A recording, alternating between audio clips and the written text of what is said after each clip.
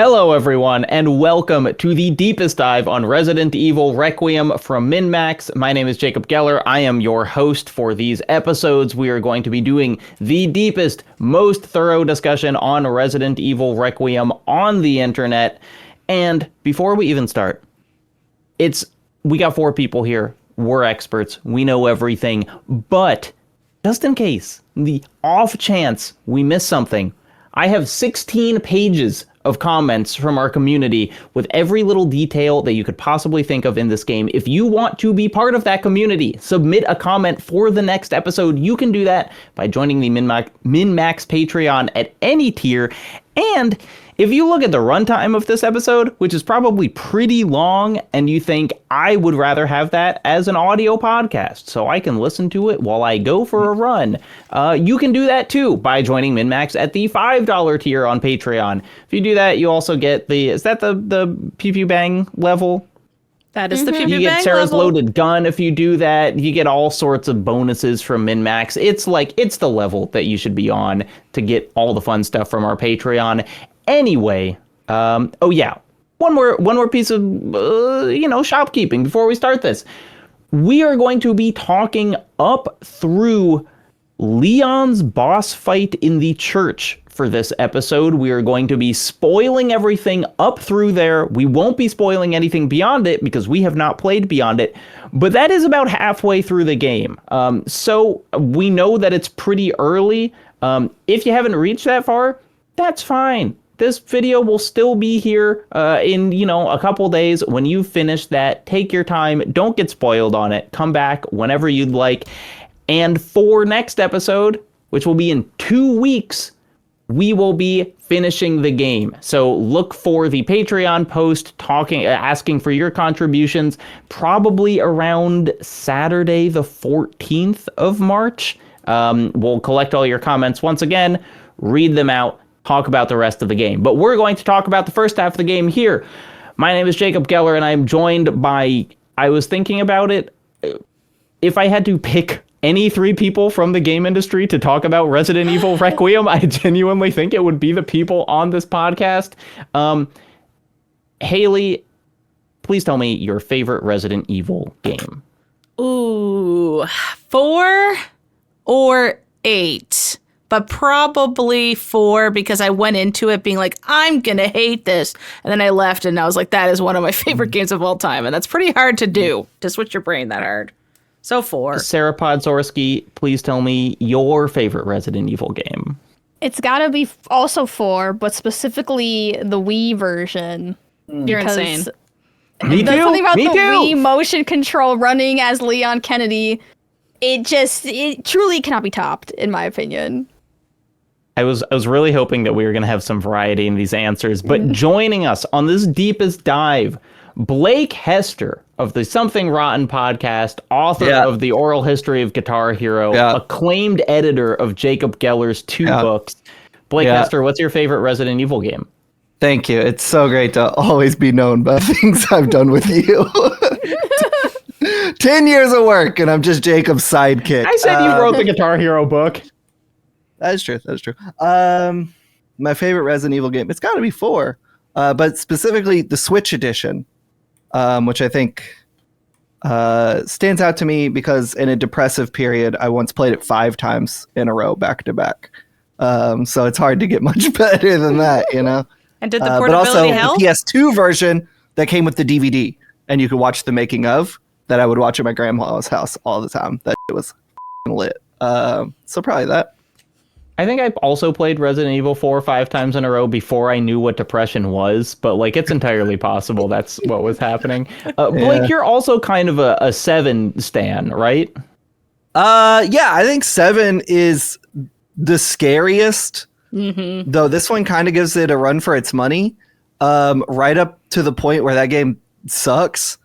Before that, it's really good.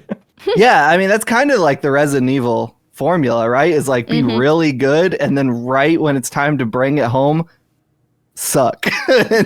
So that's kind of my caveat with 7, which I think 4 actually doesn't have that problem. People who don't like that island are just weak. But yeah, I like them all, honestly. I haven't played all of them because who's got the time for all of that? But Which ones haven't you played? I mean, I haven't played the Survivor ones. I haven't played Gaiden. Well. I just edited a Resident Evil book, so like a bunch of the titles are fresh in my head. I never beat Dead Aim. I've never played the original 1 or 2. I've never played Code Veronica or 0. Yeah. I did have a PS1 copy of the original. The PS1, like, remember the big boxes that they would do? Like the kind of like paper fold-out boxes, and it had the ugly man on the front with the shotgun, which I think is like really solid box art.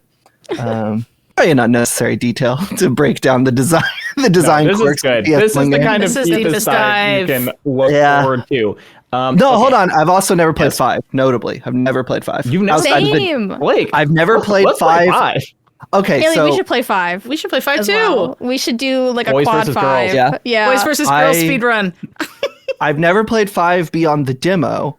And Jacob, I'll go through our messages to find the receipts. I'm almost certain I've asked you to play that before, and you've shut it down hard, like immediately.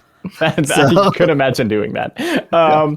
Okay, here on the Deepest Dive, we like to play a little game called Most Common Comment, where I've got, as I said, 16 pages of comments from the community. What did people talk about the most? And I will give us a little out here, where the most common point of discussion was just Grace as a character, but that's not really that specific.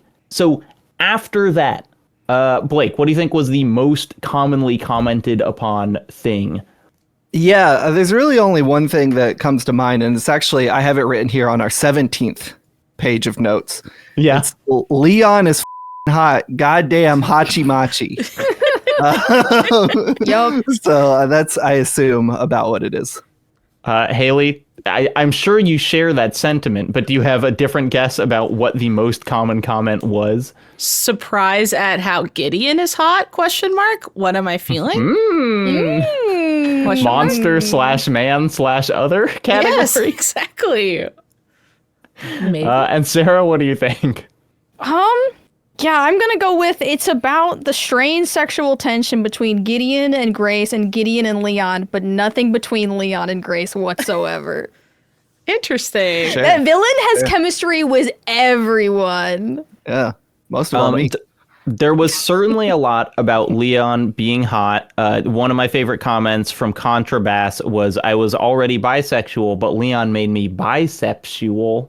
Nice. Come through, bisexual. But in fact, the most commonly commented upon thing, and I was really happy to see this, was just that chainsaw room with Leon. There were like 6 or 7 different people sharing different anecdotes about the room where the chainsaw's just going wild and all the zombies are stabbing each other. And we will get to that. But let's start at the beginning and let's talk about Grace. Like, how do y'all feel about her as a character? I believe in the marketing, they were like, we were wondering what it would be like to have a very fearful protagonist. And I think I heard that and was not super excited. But personally, I'm fully on the Grace train. I am liking her as a character. Yeah, I was confused when they were like, Leon Kennedy can't be scared, so we brought in Grace. And I was like, well, that's rude. But I think scared. I'm coming to love Grace because I know people are upset that she's so scared. But I think what I love about Grace is like, she is clearly scared, but she still is brave, which I find very admirable about Grace. And I find that the little noises she makes when like she gets frightened, it makes me more scared. When I hear her like her breathing in the background, when I hear her like fumbling around with something, I'm like, okay, Grace, one of us has to get it together, and it's not gonna be me. Like, so yeah, I'm very pro Grace. I am pro Grace. At first I started off on a bad foot because she was doing the thing I don't like when a woman character is like, yes, okay, I'm like, nah, like I really hate that. And then, chat was right and was like, her mom died here. I think she's allowed to be a little stumbly with her words. I'm like, I guess. But I think the longer you spend with her, the more you're like, stumble away, queen. This is a lot. I get it. So, like at first I was kind of mad, but I am pro Grace. Lucas L. from the community said, When the policeman starts tweaking, Grace asks, what do I do, in a tone shockingly similar to the voice Haley uses to make fun of anime She characters. sounds so much like. So Haley and I are streaming this game together, and sometimes Haley will like make noises, and I think they're Grace, and then sometimes Grace will make noises, and I think it's Haley. Yeah, she yelled something, and I yelled it right after in like a annoying way, and Sarah was like, "Who's there?" Yeah, Grace. Danny Yorkis said that Grace is giving major Kristen Stewart vibes in the Yes. best way. Yes, I think yes. a lot of people were like, is she just stuttering because she's scared, or is she playing the character with a stutter? And I think she is just playing the character with a stutter. Yeah. But there's a lot. I mean, people really like the performance. Phil Peck, they're calling out Grace's voice actress, Angela Sant'Albano, I hope I'm pronouncing that right, is phenomenal. White Mech says Grace's voice actress is really good at doing the scared stutter. Alex W. says screams are up there with the titans of screen queendom, which she doing some good screaming. Blake, how do you feel? Grace as a character. She's great, man. I love her. I think it's funny that they're like, hey, this one goes out to all the fans of, I think it's like Operation Raccoon City or something. Like, this is a sequel for everybody who's wondering what her mom was up to. I really like her. I think she's a welcome change of pace. Who was the guy in 7 and 8? Ethan Winter. Ethan That's Winters. Winter. Goldilocks says Grace is such a breath of fresh air after 2 games of Ethan. It really feels like like a good antidote to him. Yeah, I think the Resident Evil team takes criticism very well historically in the last 10 years. And Grace in opposition to Ethan is really cool, where she's a character like I do care about and I am interested in, rather than, even though I am playing her first person, which was like Ethan's whole thing, where you just kind of like project yourself onto him. Like, she feels so defined, even compared to like Leon in this game. Like, I really feel like I have a sense of her, and I like how scared she feels. Yeah, I think I was worried with the previews that I was like, are her sections going to be almost like Amnesia? You know, like, is she going to be able to fight back at all? But in fact, she's basically the protagonist of a Resident Evil game. And then Leon is just, you know, like playing Time Crisis or something. Like, you know, Leon is in an entirely different genre. And so it really, like, I have been surprised how much time we're spending with her, which is also, I probably won't be able to find it, but other comments have said, like, wow, in this section specifically, like, this is Grace's game, and Leon's just kind of a supporting character. I also love the first person, third person thing. Like, Yeah. you know, it's optional, but even though it's, and this is context now, this game made me barf because of weird FOV stuff. I threw up. I still love it. No, Tons of fun. Queen, it was my fault. We'll talk about it later. No, Queen, it wasn't your fault. I stared at a very specific part of the game for too long and made Haley hurl. No, it was like a slow burn up to barf, and then I felt good after we finished I it did up. have to crank down the camera shake Yes. on Grace to begin with, because Yeah. her head bobble was a little too much. We had Yeah. it down at like 3, and then we did have to crank it down a little bit more because it was just like a little too much. And we turned motion blur off and stuff, but like probably I would have 0 issues if we switched Grace to also third person, like all the Leon parts. But I don't want to do that because I like that it's so purposeful that it's like, you know, it's something only games can do. Like, her vision is much more confined because she's not used to this and she's stressed out. Whereas Leon's the big cool guy over his shoulder because this is just a joke to him. This is just a game to him. Like, that's a fun juxtaposition. I like that. And I don't want to. It's worth barfing for that. I like that. Yeah, I do like they give you the Jonathan, options though, right, Yeah. to swap. Jonathan Valdez said the first time switching from third-person Leon to first-person Grace while in the same location was very affecting. I was really able to feel the difference in vibes and power basically in an instant. I agree. I think it's like, I wish that, and when I replay this, I will probably switch them. So like Leon's in first person and Grace's in third, just because like that seems really interesting. And JG, who's not me, but in the, you know, one of the commenters said that it's really impressive how polished Grace's third person animations are, and it does not, you know, when they added that third person mode to Village, it was kind of like, okay, this is fine. and this is like, you could totally play the whole game with her in third person, but like the storytelling purpose of having them, go back and forth, I think is great. Tom Blackburn talked about like how good the kind of shaky animation, the shaky hand animations for Grace when she's like holding a flashlight or whatever are. And it's cool. Yeah, but yes. You see that sick animation they did where she aims down sights and then comes back and she like throws the flashlight up and catches it in midair? What? No, what are you? I swear to God, this is like Is this that is a third the person thing? no. This is in first person. This is just the single animation. There's only one. When you are coming back from aim down sights, she does a little hand throw, like kind of flips her hand around a little bit and catches Love it, that. and it's so sick. I just like do Whoa. it while I'm walking down a hallway like 20 times just watching. She's sick. One of my favorite things is when Leon is, and it's like, I think it's when Leon has been bitten, like just when he's been bitten and you're going to aim again, he usually aims with two hands, but then he just aims with one because he's like holding his wound where he just got, and it's so cool. Like just that kind of like dynamically happening. When you Yeah. reload, he'll also put his flashlight between his cheek and his shoulder, and I'm like, Yeah, Steve I wish that were Bellegarde me. noted that tucking his flashlight in the crook of his neck.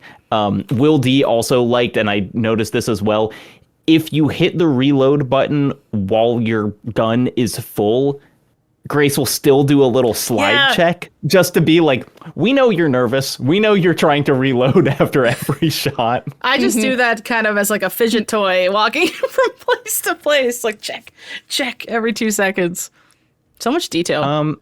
Yeah. What do we think of Grace as an FBI agent and her FBI job? Well, first of all, I will not be happy if this game does not end with her boss getting eaten by a zombie. Oh, valid. An asshole!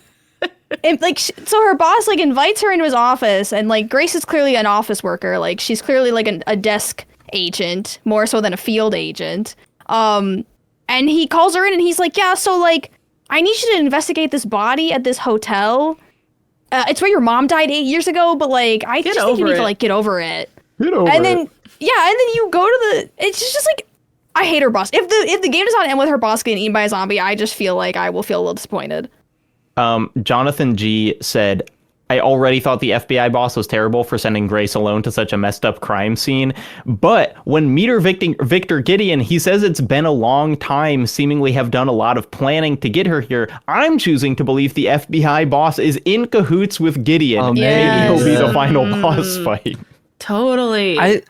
I think the setup of Grace's, like the beginning of this game is so unnecessarily absurd, where it's like no FBI, not to cinema sins Resident Evil, a dumb series full of outlandish garbage, but like, why is she going alone? Why is she going to, like, she clearly has PTSD as a plot point of this film, like this game, and like, yeah, just go like see where your mom died, check it out, and go alone.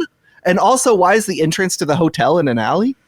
It's a really far back entrance to this hotel. Yeah, they really bend over backwards for some stuff that could have easily been written around. No, in the opening section. you hear it's where your mom died, and maybe in the most generous version, it's like, oh yeah, your mom died by heart attack in that hotel. And you weren't in the room. No, Yeah. your mom was I wasn't macheted in there, the neck, you know? inches from your face. Remember when your mom's blood went into your mouth when you were there last year? Remember that? Heck. It would have been like easy to write around like Grace like obsessively hunting for her mom's killer or a new clue or something, but it's like very clear that she doesn't want to do this and she shouldn't be there, and that's for some reason is the plot point they went with. Yeah, I love Lauren that. Curley in the community is like, clearly this is a conflict of interest. Like, she should not be going on it just professionally. I also like that Kyle from Athens said, the flavor text for Grace's gun says she purchased it with her own money out of her first paycheck. Did the FBI make her pay for her travel? What is Give her a happening? gun. I love the like, oh, the messy desk, and she's so intense on her work. Oh my god, wow, she's like shrimp. She sits like me. With like you her were knee excited up and her about shoes that. off. She literally sits like me. Let's see, there was a where is this comment? I'm sorry, there's someone. Not to glaze No, go the ahead, opening please. of the game too much, but the first thing I noticed when you pop into Grace's POV is how short she is. Mm-hmm. And I cannot figure out, because I think she's about the same height as me, or near, because I cannot figure out how tall she is. And I love the difference between Grace walking down the street and everybody's bumping into her.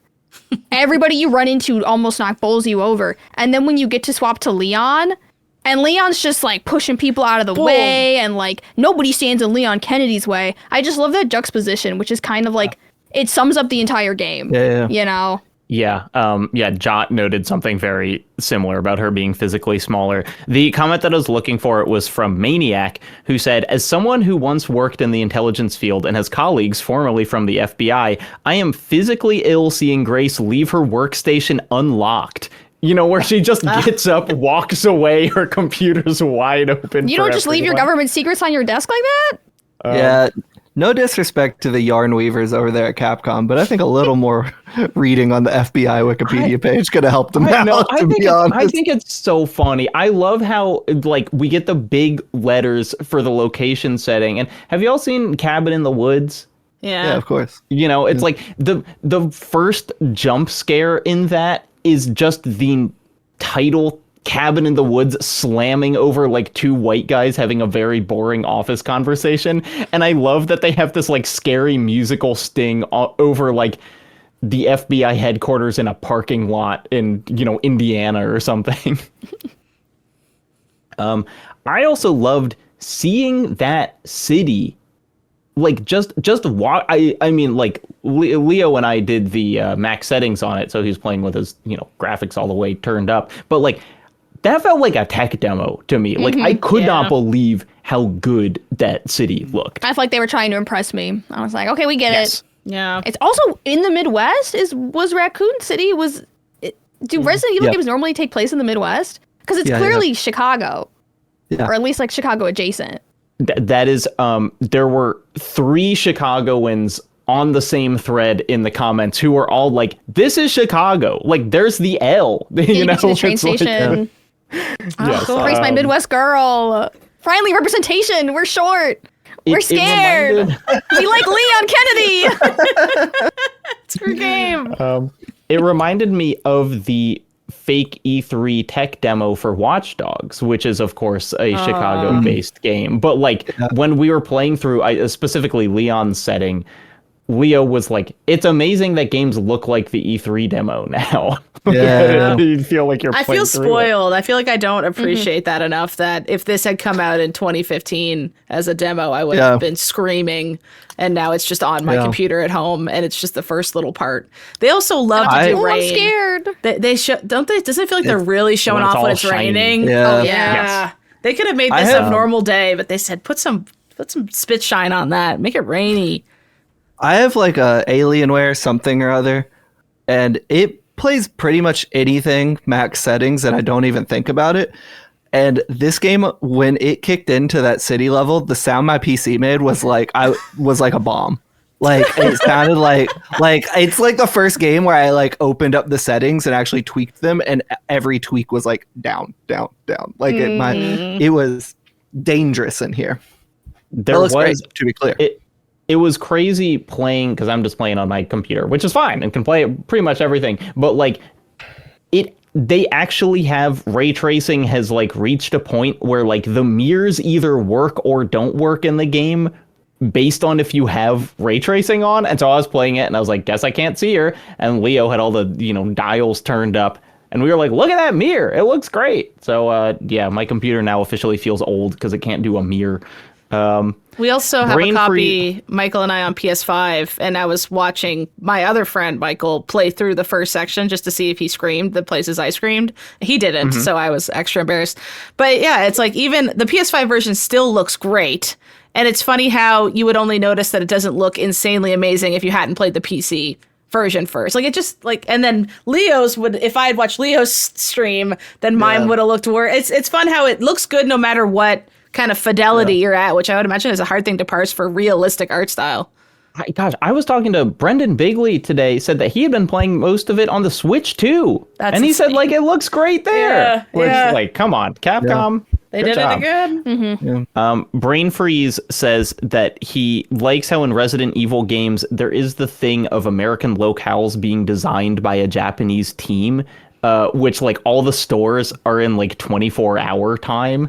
When you look at like what their schedule is, he said, or they say, on a similar note, do you think it's common in Japan for a church to share a courtyard with a hospital and for the water treatment facility to be directly connected to said church? That's what I love about Resident Evil games, is you're just like, of course there's a hospital next to a church, and the church leads to a water treatment plant. And like, I just love the absurdity of the Resident Evil franchise in that sense. You have to turn your brain off and just be like, yep, that makes sense. Let's go. Yeah. So how were you scared during this opening hotel section, Haley? Yes. And Sarah. Yeah, Haley, tell them. Tell them what you did. Yes, I was really scared. I don't know. I think it goes back to the good vocal performance of Grace's VA, of something about the hearing somebody else scared makes me scared. Like I won't jump unless somebody else is near me jumping, and I say that, but I probably would jump anyways. That's not true. I watched you scream. I almost lost my voice the next day. I woke up and I was like, for 2 hours until my voice came back. I was screaming over everything. When the deer head fell down, when the bucket rolled across the front, when they were just like teasing you with the thought of scares are coming, and it's almost so tongue in cheek. They're like, oh, a mop fell over. And you're like, ah, like it's just, they're getting you up to that point. Everything got me. And I feel like the I was beginning of scared. these games is almost the scariest part of them. yes. Right? It's like the slow edging of like, when are they going to just go for it? It's and I was awful. worried they were going to Resident Evil Edging. 7 it. It is. That's what it is, though. bad Like, I edging. was worried they were going to Resident Evil 7 it and go too hard, too fast, and like get too scary. I think that's interesting. I'm sorry, Haley. I didn't mean to cut you off. I was just going to say, it's like, it was a perfect amount of whatever the word we want to use, bad edging, until the actual scary stuff happened. It was about as much as I could tolerate. And then, hit the fan and I was like, hey, good, let's just move forward. Now it's scary. I think Sarah's point is kind of interesting because for me, like, I'm like super scared by games just in general. Like I'm really bad with horror games.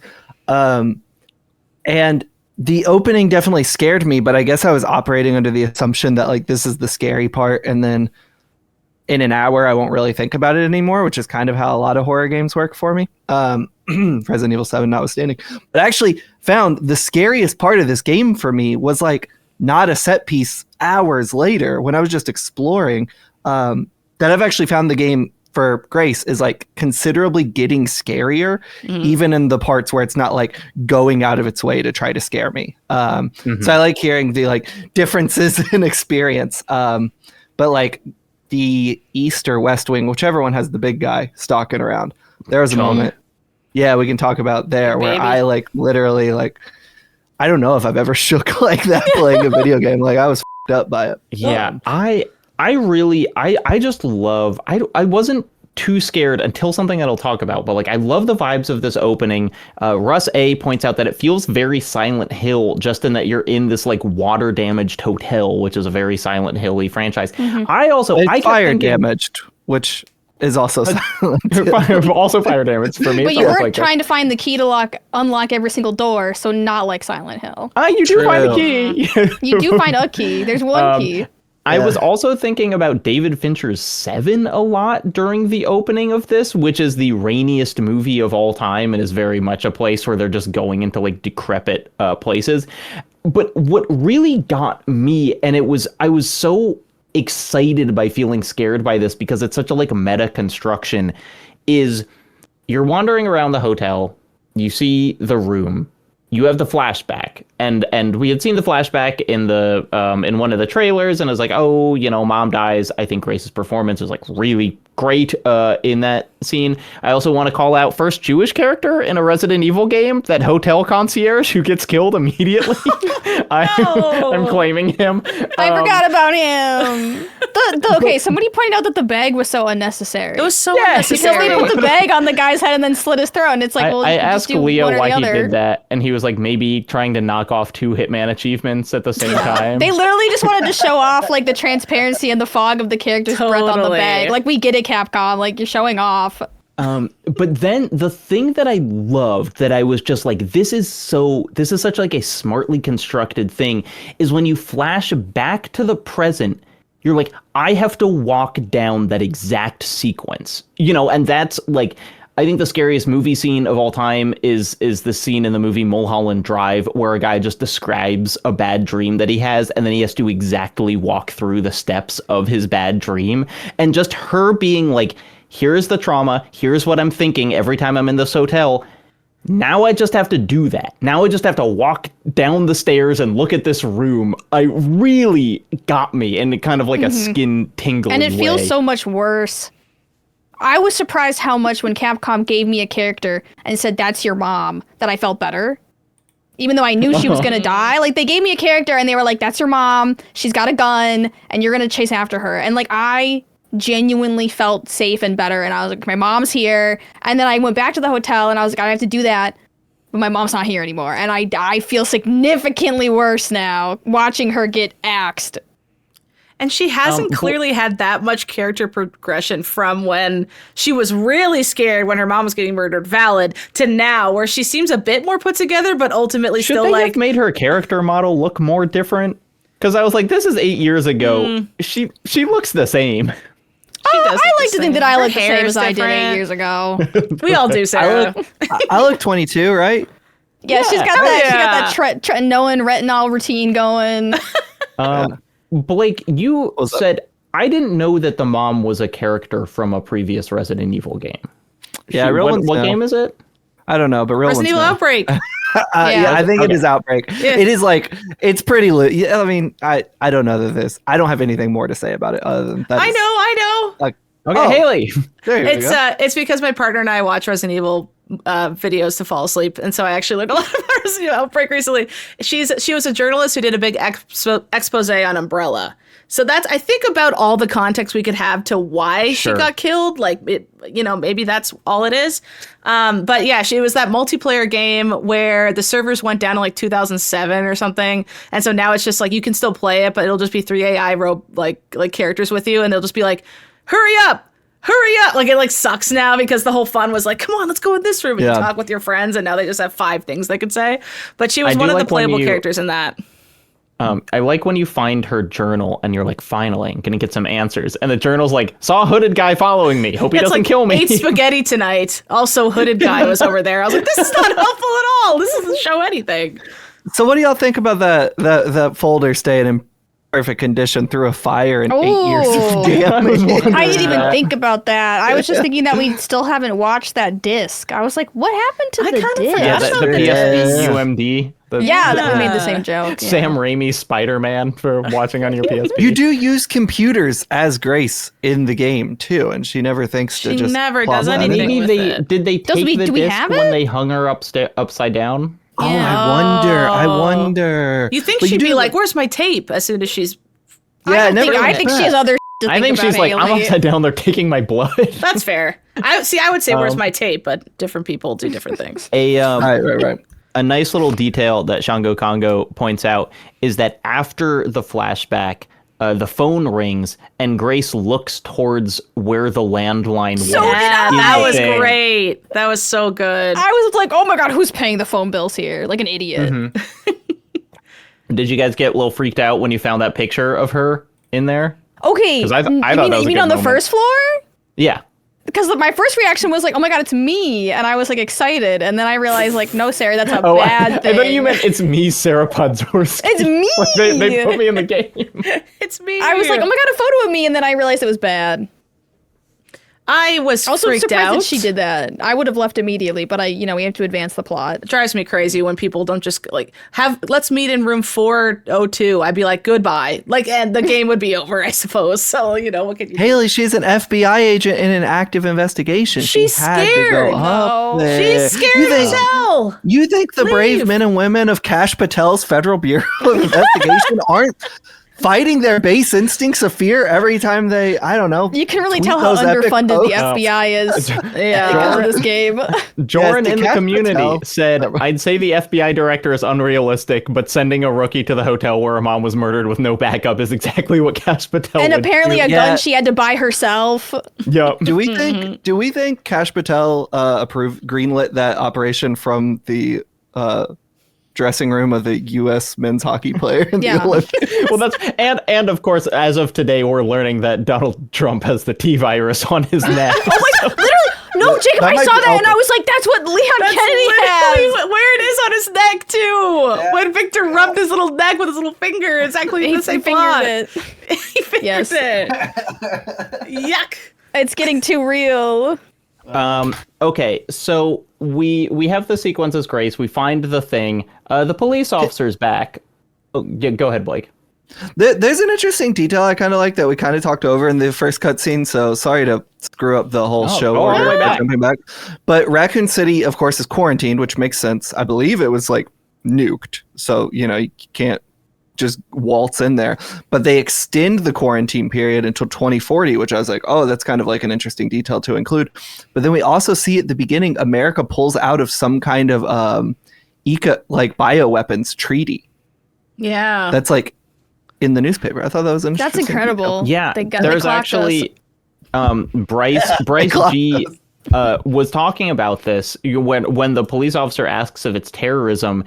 And they said kind of like in Resident Evil 5 and 6 and Revelations, Umbrella's destroyed off screen and new companies and governments try and buy and sell various viruses for warfare, which then, they kind of backed away from. And so it's fun that it's we're back in bioterrorism Resident Evil. Yeah. I don't really have much to say about it because I don't think it's like played out for us. Yeah, we'll see how the back half of the game goes, but I thought it was kind of like a smart little plot point for this specific time this game is coming out. I really like. Okay, so let's see. We're going to talk about lots of stuff. Police officer shows up. He's been stung by something. He has a very protracted turning. You run away. What happens when she gets caught on that hotel cart? Is it like a loop of her jacket? I wasn't even sure like what Her was sleeve going is on there. caught somehow on the thing that you hang your bags on. Yeah, the little thing that Zach and Cody yeah, used yeah. to ride around on. That Trolley? again's the old yarn spinners over there, Capcom, just throwing the wall. I do like when you're like leaning to avoid the shotgun. That's It's like awesome. a fun mechanic. It kind of like got my, like I had a bunch of buildup from my scary edging and letting me thrash on a thing like that, like really it was just a got good it all out. release. Like See, I feel like I needed that entire sequence too because I was really scared. I think you're right. I think that was the build-up release moment, and then it went back to calm for a Yeah. little bit while you figure out what to do next, and then you got. Also, I think it just played on screen, this is crazy. You can just put this on the internet. Stabbing old boy in the eyeball, real good moment. That was really I like when kind of accidental kills are often a favorite, where she was just kind of trying to whack him with it and then he basically impales himself. I thought was so fun and gross. And then like how much they put on like, and he's gonna pull his head all the way out of that, and like maybe you didn't realize that it had gone through his whole head. Just yeah, a I thought side that note, was this lovely. footage I'm playing happens to be in third person for Grace. She runs like an insane person. You just don't Hey, see that's it. how I would run if I was scared. She got The her arms arms are cranking flying. back and forth and just spinning, and like it doesn't look like that at all when you're first person because she runs at 0.001 Yeah, can we just like address miles quickly an how hour. slow it feels to run as Grace? And I It's can't tell if I'm running or walking. Yeah, It's Yep. too it's slow. really bad. It's too It's slow. really bad. This is actually the first I've seen of the game in third person as Grace. Me too. Was just now looking up. Well, Chris Rowe said that the slow speed at which Grace runs reminds me of trying to run away in a dream. It's Yes. barely faster than walking. Yes. I mean, I think when you are running from like the girl, is that the name of the big monster? Yeah, the girl. It's like, and you're just like barely faster than her, or you're basically running. I think it works for that, but I do think without being able to see her animation, it honestly is very unclear. Like, am I running? I think it's a little bit of bad player feedback there. I don't. Yeah, everyone I've that one. seen plays it are they like I was toggling it on and off because I could not tell. Yeah, there's what like a my mechanical speed problem was. there Yeah. of like not knowing, or it needs to be just this tiniest smidgy faster, and then Not even faster, but we need more visual cue Yeah. that you're running. like clarity that like we're moving faster. Yeah, Yeah, Capcom, go ahead and fix that one before I start playing again tomorrow, if you can. Yeah, like, can Go ahead and we issue get a an patch update. out tonight? Are they they're available? listening. come on. They're listening. Come on. Who is it? and- Shinji and- Mikami? Get to it. Finally, for this beginning section, we have Albert H., who is shouting out Sarah and Haley on their stream their shock, surprise / seduction when Gideon chokes out Grace in their first meeting. Yeah, can we just play that back for a second? Of course, Because we can.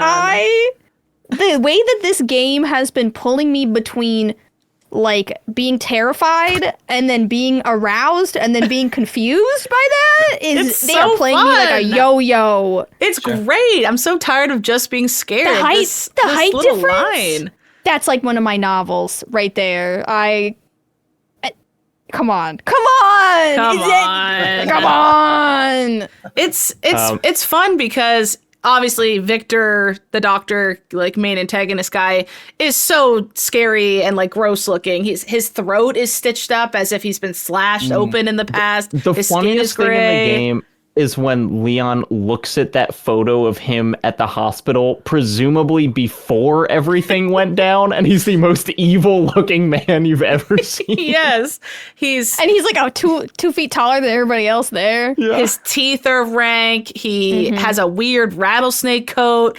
Everything visually, I was like, yuck. And then he starts walking around and talking. I'm like, He wait a whispers. second. Wait a second. He's got Wait a second. He's got a vibe to Yup. him, and Sarah and I both confused. clogged it. And we went, uh-oh. I think we both have a crush on him. What happened? Blake, did you have a question? No, it's stupid. You know that Junji Ito story about the model with the crazy face? Tommy? Not Tomy? Tommy. No, not Tommy. No. It's like one of his shorts. She got like a really long, scary face. I'll Anyway, look it Victor up. Gideon looks like her without all his my like gosh. headgear, without do- like his Splinter Cell His stuff on. Widowmaker helmet on. It is so simple, but just the choice to like talk quietly as this guy gives him so much gravitas. And there's that scene later where he's interrogating Leon, and Leon's like, "Oh, you forgot to brush your teeth?" And I'm like, Leon, he's winning this interaction. Like, his quiet, sexy questions to you are working way better than your stupid one-liners. He was nervous. Did you see the way Leon would look down before he'd say things too? Like he was sweating. He was, and not necessarily from fear. Only time will tell. Only time will tell.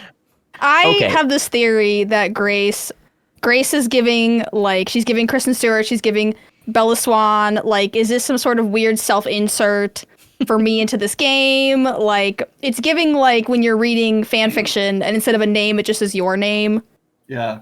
That's kind of the vibe I was picking up from Grace in some of these scenes. Well, and then Grace, you increasingly realize over the course of this section is kind of a chosen one. I mean, like, That was working on Sarah, too. Yes, stop, Haley! That was every Yeah. time he goes, "You're my chosen one. I found you." Sarah was like, "Oh, You're so special. Oh, you're the one. Are we to understand that is she Elpis? Because they keep saying I think she's got Elpis. she's definitely in the same experiment that the other two girls were in. Or They a have, similar there's one. notes that say that. It's like the girl, I finally finished my master's research and I figured out the girl. And it was like 2007 or something on the paper. So they must have been talking about her. She got that magic blood. Oh, positive, you know? Just like me. A lot about magic blood in here. Okay, it's been long enough. Let us talk about Leon Kennedy, who arrives driving a Porsche, holding the largest gun I've ever seen. Which hit with his $2,000 product placement watch and his product placement Porsche with his product placement boots on the ground. Did y'all realize that gun was Requiem? Once he said it, Yeah, it says pull out Requiem. yeah. Well, yeah, I wish he would pull out Requiem, you know what I'm saying? Like, golly. I missed it on first blush. It actually took me a few hours to realize I didn't know. But that because you were doing some other blushing. I was pulling out Requiem. Brian P. said, I know that this is a small thing, but why is Leon Kennedy, government agent, driving a Porsche? I guess work has been good for him since saving the president's daughter. And Betos Burrito says, Leon getting a Porsche was not on my bingo card, but it's a fun, campy detail. And Lewis K. says, how much time do you think the team at Capcom devoted to designing Leon's shoes? They really... They're giving so much screen time to those shoes. Yeah. They're real. You can buy them. They're giving almost... I am a little... You know, I'm worried about the product placement in this game. Like the watch, both Grace and Leon have those watches that are $2,000 and they're like Resident Evil editions of that watch and like the Porsche, and it's a little much for me. It's giving like movie. Is it actually a Porsche? Yeah, it's a Porsche. They have like it appeared in one of the commercials for this game. They were like, and we put this Porsche in like this. You can get this Porsche that Leon Kennedy drives. Blah blah blah blah blah. I want it. That's it's very silly. And now, okay, if Leon's aesthetic, let's take 6 out of the equation, just be like 2, 4, 9. How do you feel about his, like, maybe not even his, because he's old in this one, obviously, but just like his outfit? It's very strappy in this one. He's got lots of like buckles. Is that good? Yeah, he's had strappies in 4 as well. And then Amada added to 4, gave him even more strappies. It was great. But in 4, he's wearing like a normal jacket with like a combat vest. And in this, he looks like he's on like a 90s comic book cover. Yeah, I feel like. They did kind of boy bandify the jacket, his like classic bomber jacket. I like it though. It's like the same but different. Like it. It's the same but different. You know, it's 85% of the jacket we've seen before are just like little details so that you know you're playing the new hotness. I don't mind that. Let's see. Sean says Leon's hair makes him look like someone's grandma. No. Got his ass. No. Is that the first time someone said a comment and we just all go, no, and move on? No. Oh, yeah, boy, there's someone later on. There's someone later on who talks about how much they hate Leon, and they're just hoping that the final boss is you shoot Leon with a Requiem. How can you hate him? How are you playing the same game as us and thinking that? Sky Fellowship. Now, I was deeply upset. Annie and I were about to go to sleep the other day, and she said that she was like, you know, James, Leon, all these characters in the games you play look the same. And I was like, James from Silent Hill does not look like Leon. Do not put James and Leon Kennedy in the same sentence. They do basically have the same hair. And Leon just has brown-haired white man, but 1,000 gallons of swagger. Mm-hmm. It's everything. He's a combination of all of his parts that you can't replicate. You could give Leon's hair to somebody else. You give a jacket, whatever. It's everything. Yeah, the little Leon details. I know that we've all seen that article that's like Capcom had. There were women on the team, there were ops on the team, and they sure did their job. That's all I gotta say. Yeah, it's fun that you can tell that there was so many meetings about how hot to make Leon Kennedy. It's so fun that we've gotten to a point where that's part of the game development phase of not just, let's make a cool guy for dudes, and then girls happen to think he's cute. It's like, oh no, come on. More stubble, James, put it out. Like, you know what I mean? Like the workers like, okay, like just like so much effort. This is the first one where Leon's really worked for me in the looks department. Cause it's like, I like a cute guy just fine, but Twink is not for me. So like Resident Evil 2. He's not really given Twink anymore in this. Yeah. And then 4, it was a little better, but like when I saw him in this one, I was like Goldilocks, man, like porridge is just right. Like we're here. I'm up. Leon. No, same. They put drugs in the game. Like every little thing Leon does, the way he loads his gun, the way he moves, the way he leans. I'm just like eating it up. I'm barking. I'm foaming at the mouth. Like they put crack in this game. And I hide behind the fact that, like, you know, Leon's been through a lot. We've all seen what Leon's been through. And it's great to see him go from, like, stumbling through Resident Evil 2 to, like, doing his cool guy thing in Resident Evil 4 to now where he's almost an expert. That he's almost, like, numb to things. Like, nothing surprises this man anymore. It is, like, narratively cool the way they handle that, because I saw someone point out, and I think it's correct, and also a good point, that this is, like, realistically a sequel to Resident Evil 2, like Resident Evil Remake 2, kind of. And just by happenstance, I was watching someone play that recently, and I was like, wow, this Leon is, like, literally so different. I was like, oh, yeah, well, narratively, there's, like, nearly 30 years removed between these two characters. And I think they handle it really well. I like that Leon feels traumatized in his own specific ways, the same way Grace is traumatized, but like they're very different, and the way they handle that trauma is very differently.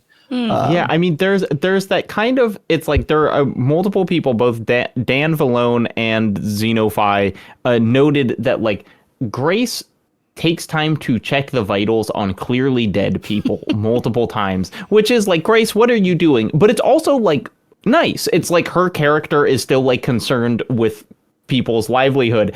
The juxtaposition between that and, bad guy shoots a lady with a dart, she turns into a zombie, and Leon just zero compunction about blowing her torso off with the biggest gun I've ever seen is like, oh my God, Leon, you didn't even try to see if there was a way to turn this lady back. The moment later on where he walks into a room and there's 15 to 20 dead people on the ground with their heads exploded. He goes, oh, what a loss, or what a waste. Or he phrases it like that. It's like so casual about it. Well, and then they all come back to life and he kills them all and he says, that's my cardio for the week. Yep.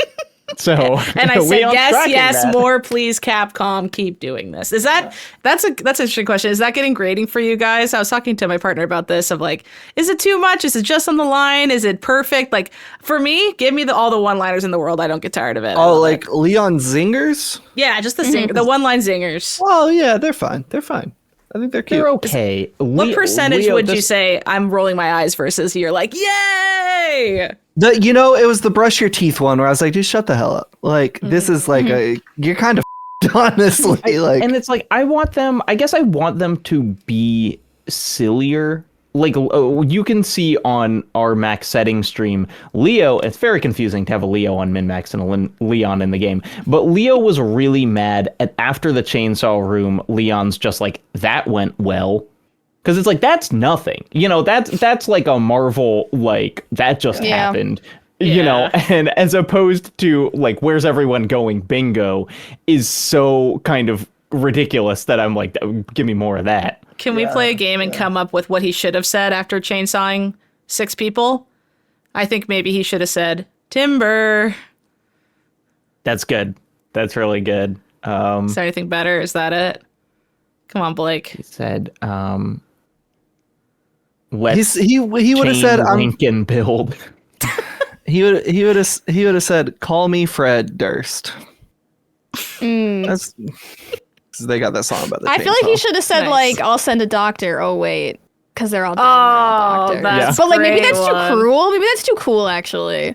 That one's pretty good. Because I liked his I'll get a second opinion when he killed that one doctor. He was like, I think I'll get a second opinion. And I'm like, classic Leon. That was good.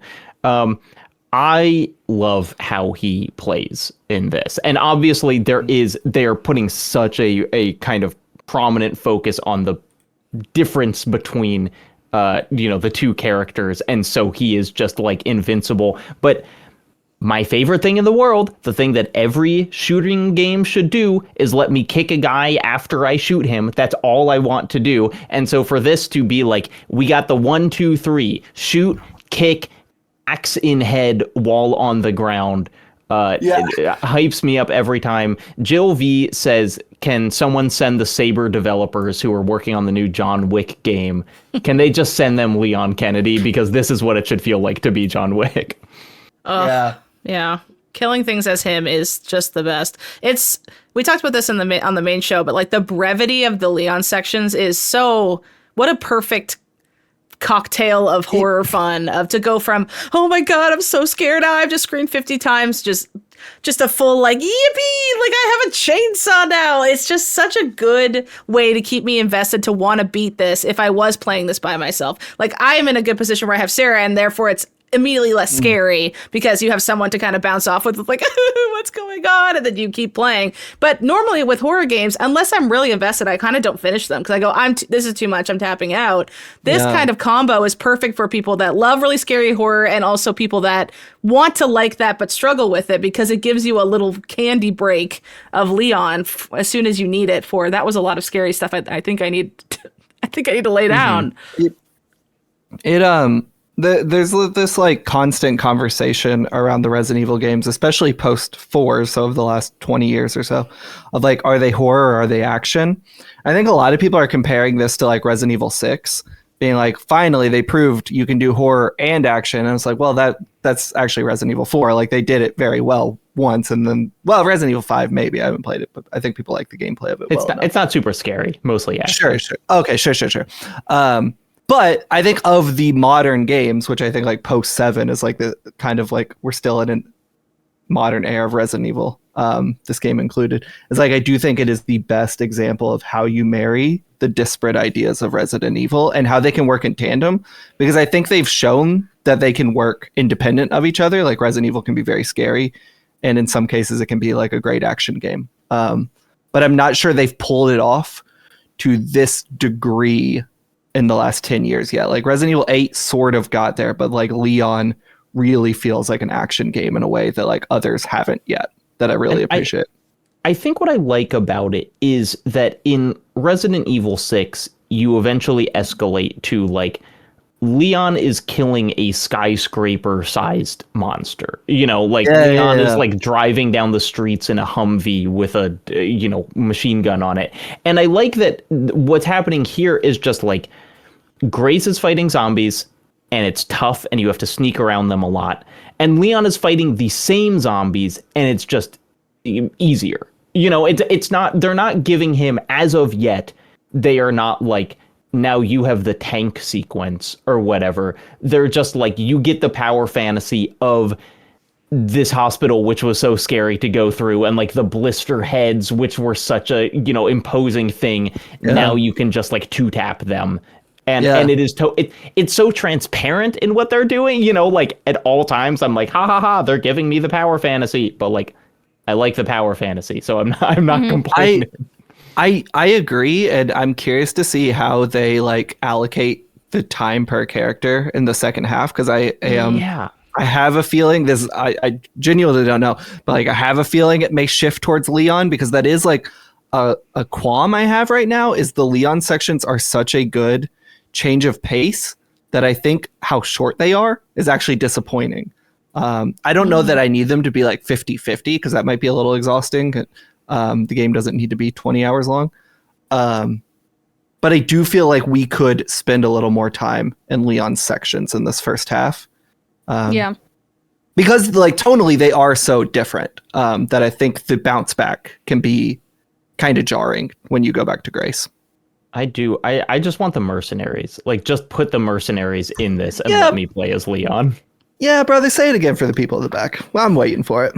I also, the last thing we'll say about Leon's power difference, at least for now, is opening his inventory screen made me laugh out loud. After hours of Grace being able to hold 8 things, Leon just having like, I don't know, how many squares can you fit on a screen? Like, it's you an accurate portrayal of women's pockets versus men's pockets, for sure. Yeah. Can I point out an interesting comment I saw in the chat? Yeah. Is that okay? Is that recommended? Yeah, no. That's the whole point of this. I think I just feel like we kind of talked about it, but there are people like talking about whether 7, 8, and 9 are a trilogy. And I think, no, I think 7 and 8 are related. Yeah. This to me is a sequel to 2 and 4 remake specifically, which I think like those are a trilogy in my head, which is kind of fascinating, right? That the new tin pole, it used to be that they were kind of like separated. There's the 7/8s and there's the remix, and now they're kind of like cross-pollinating, which I think is kind of It's fascinating. honestly kind of giving Zelda of like they didn't do sequels for a long time, and now they're kind of like into it again.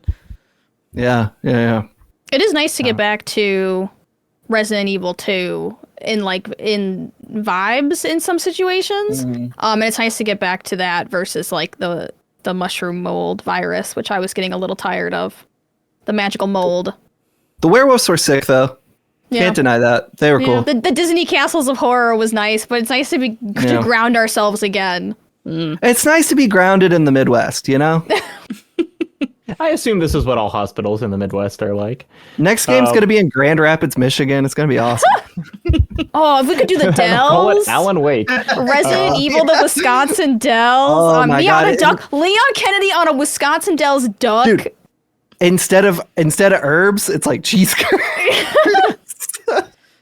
You combine the green and the red cheese curd. Do you think How Resident come Evil there are could no ever red happen? herbs in this game? There are. I like that there isn't. I thought like it was that there going to be isn't. the green, yellow, red combo to increase your overall health thing, and then I don't have pockets for that many colors. I only have my blood vape. Yeah, now you talk just about need later. blood to get shooting better. Villas says, I was so relieved when Grace got herself out of those restraints. I was so relieved when Grace got herself out of those restraints without me needing to press or hold a single button or waggle a stick back and forth. I agree. We did it I for agree. 10 years. We put in our time. They can do it on their own now. Didn't you when guys Leon instinctively move the thing though? Like when Yeah, she was I was going like, I'm like gonna have this, to make her tip I over kind of this was table. pressing the button anyways, just because I was used to it. I kept thinking like, I don't have the core strength to reach my feet, but then she just started wobbling, and I was like, I would have never thought of that. I'd be doing. Yeah, I was like, I think reaching your feet makes more sense than think just it does. knocking the whole table over. But then if she unlocked her feet, she would have just fallen on the she'd ground fall anyway. anyways. So you could do 1 foot first. Nah, I think But the way what I she don't did get it was is like right. people are like, oh, I don't like that. Like, Grace is like always needs to be saved, and I'm like, she's literally saved herself multiple times. Okay, like the situation she's in is just impossible. Yeah, I think. Yeah.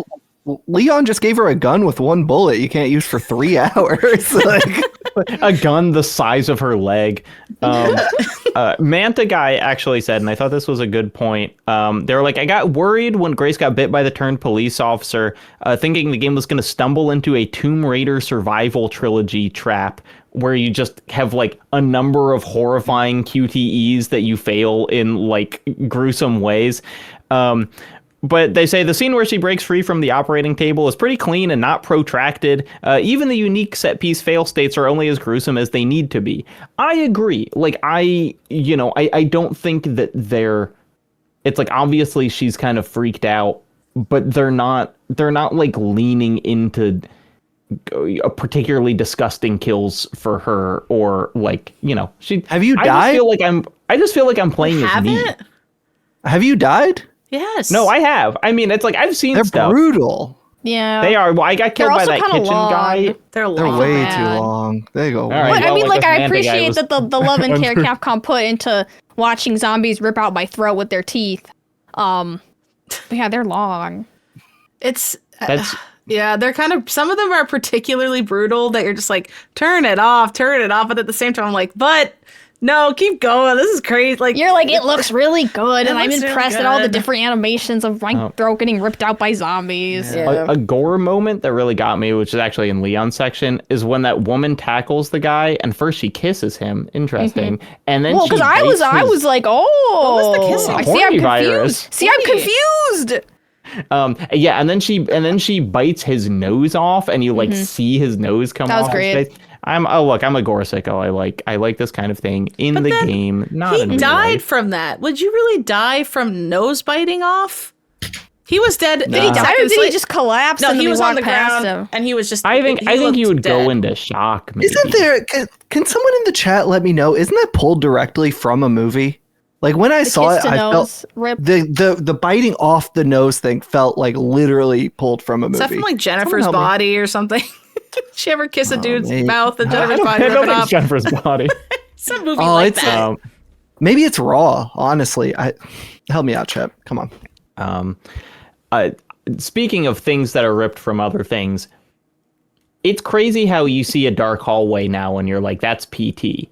And that very much happened when I was walking, especially walking towards that horse statue, the pale horse with death as its rider, as Magnus points out. It's like, I was just like, this is a scary hallway. It's PT. And then a big scary thing came out. Kind of like, see, I didn't even think about that. I was just thinking about how like great and how nice everything looked. Like from the tile to the lighting to like the period lighting and the period tile. And like, I'm like, oh my God, like this is historically accurate lighting for this building, and I wouldn't stop yapping about it to Haley. Yeah, Sarah was teaching me about milk glass and herringbone wood and all these unique things. I really like that. There's like, you can tell when there's an effort to not just make a lamp, but make a lamp you saw once. Do you know what I mean? It's like, don't just make lamp, make the lamp from your grandma's house or something. And so then everything feels very spookily real. Every detail of the walls and the crown, like the stuff around the corners and the clock. Yeah, I was like, look at the molding. The molding was fast. I was supposed to be scared. I was like, this molding is insane. The care center's so pretty for how awful I felt while I was inside of it.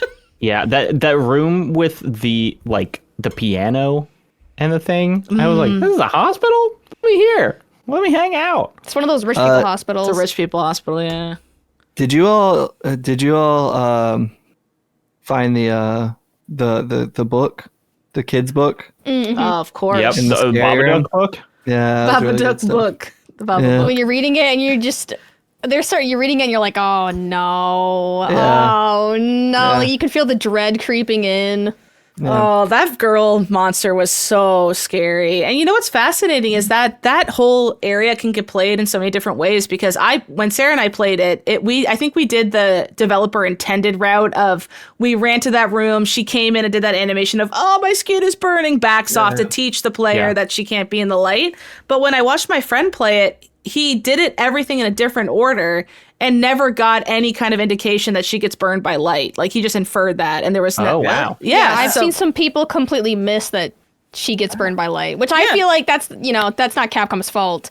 Some people just play games really weird. Yeah, well, they got through it. Yeah. I felt so smart because, way later in the game, because I was like, oh my God, this is what this is. And of course, Paolo pointed it out in a comment, which they say, it's Saturn devouring his son. Like, that's what I said too. That's what you're looking at when the girl picks up someone and is eating. It's exactly the Goya pose. Because she's got like the bulgy Saturn eyes devouring too. his son. Yeah, which is, and they say that painting is Saturn eating one of his children to prevent a prophecy wherein that child would have overthrown them. Maybe something, is the girl a relevant creature? Like, is it like a mutated version of Grace's mom or something? It's one of the kids, Marie. It's one of the kids. Yeah. Oh, it's just the other kid. Yeah. In that back room where you find Emily, there's a hole in the ceiling from old girl. Yeah. But there's also a hole in the. Well, I think she crawled little, out now as a she's child, dead. and then she came back to see her friend, probably. Yeah, And then that's why killed she took care of her and put her with dolls and stuff, is because she got it. Yeah. And then I think killed old dude in there. Mm-hmm. Old girl killed old dude. Because he didn't become a zombie. He was just like a normal dead man versus a zombie dead man. Well, okay, what are the zombie rules? If in this game, if you get bit, you don't turn into a zombie. Is it only if you get shot with a little dart? So far, that's all we've seen. But then how did everyone in the hospital turn? Yeah, did everyone get shot with little darts? Maybe. Well, Victor did say, like, oh, perfect, we're in phase 2, when, like, everything was going to. So maybe he walked in and was like, happy Friday, and shot all his employees with the thing just to make things go crazy, or? Uh-huh. I don't know. Charles says, what's going on in this hospital? Why are they moving the screwdriver around? Why are they having the nurses tighten door hinges? Why is this the way things work? That's just Resident Evil world, baby. That's how it always works. Did you notice the shot of Leon walking into the lobby and them like mimicking the shot from RE2? Because the layout of the hospital is very similar. Yeah, like the police station. I literally walked in and Yeah. I was just like, this is just the police station. Exactly, and it's bisected into an east and west wing. It's really cool. It's smart without There feeling is- too similar to me.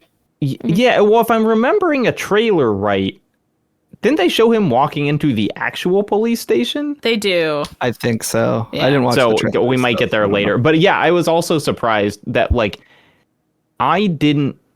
I think this whole section works in a really interesting way pacing wise, where it's like not what you expect, where it's like you have this very scary only run away section as Grace, and then you have Leon essentially do one room, the chainsaw room, and then he apparently kills the girl, and so this big monster, is just like head blown open, and then you're basically playing all of the police station kind of gameplay as Grace. And I really, playing this, I was like, oh, all of this is happening in like a different way than I thought it was going to be. Yeah.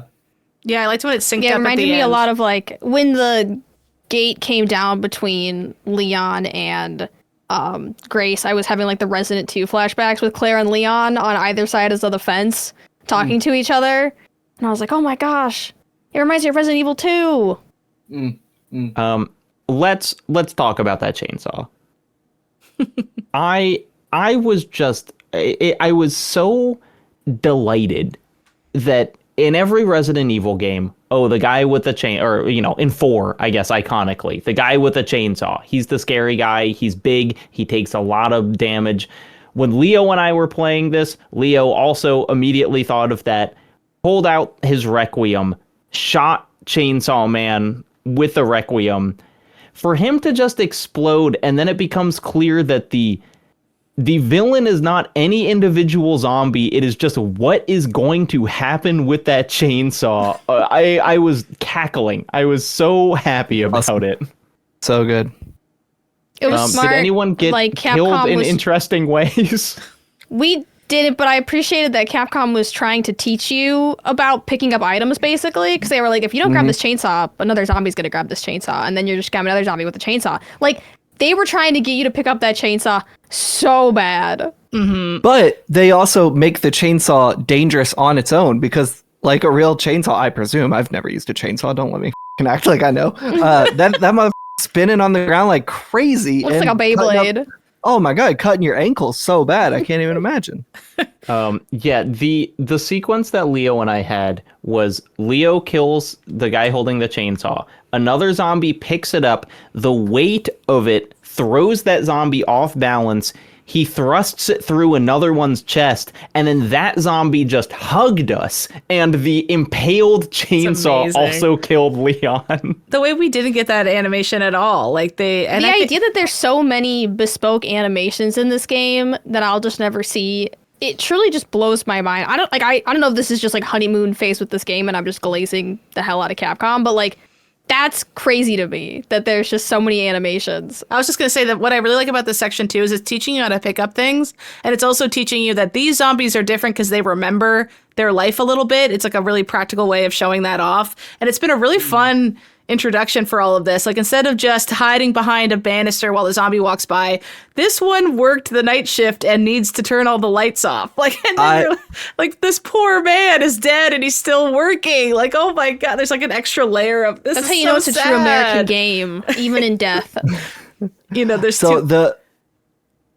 I'm sorry, Haley, did I cut you off? No, you go ahead.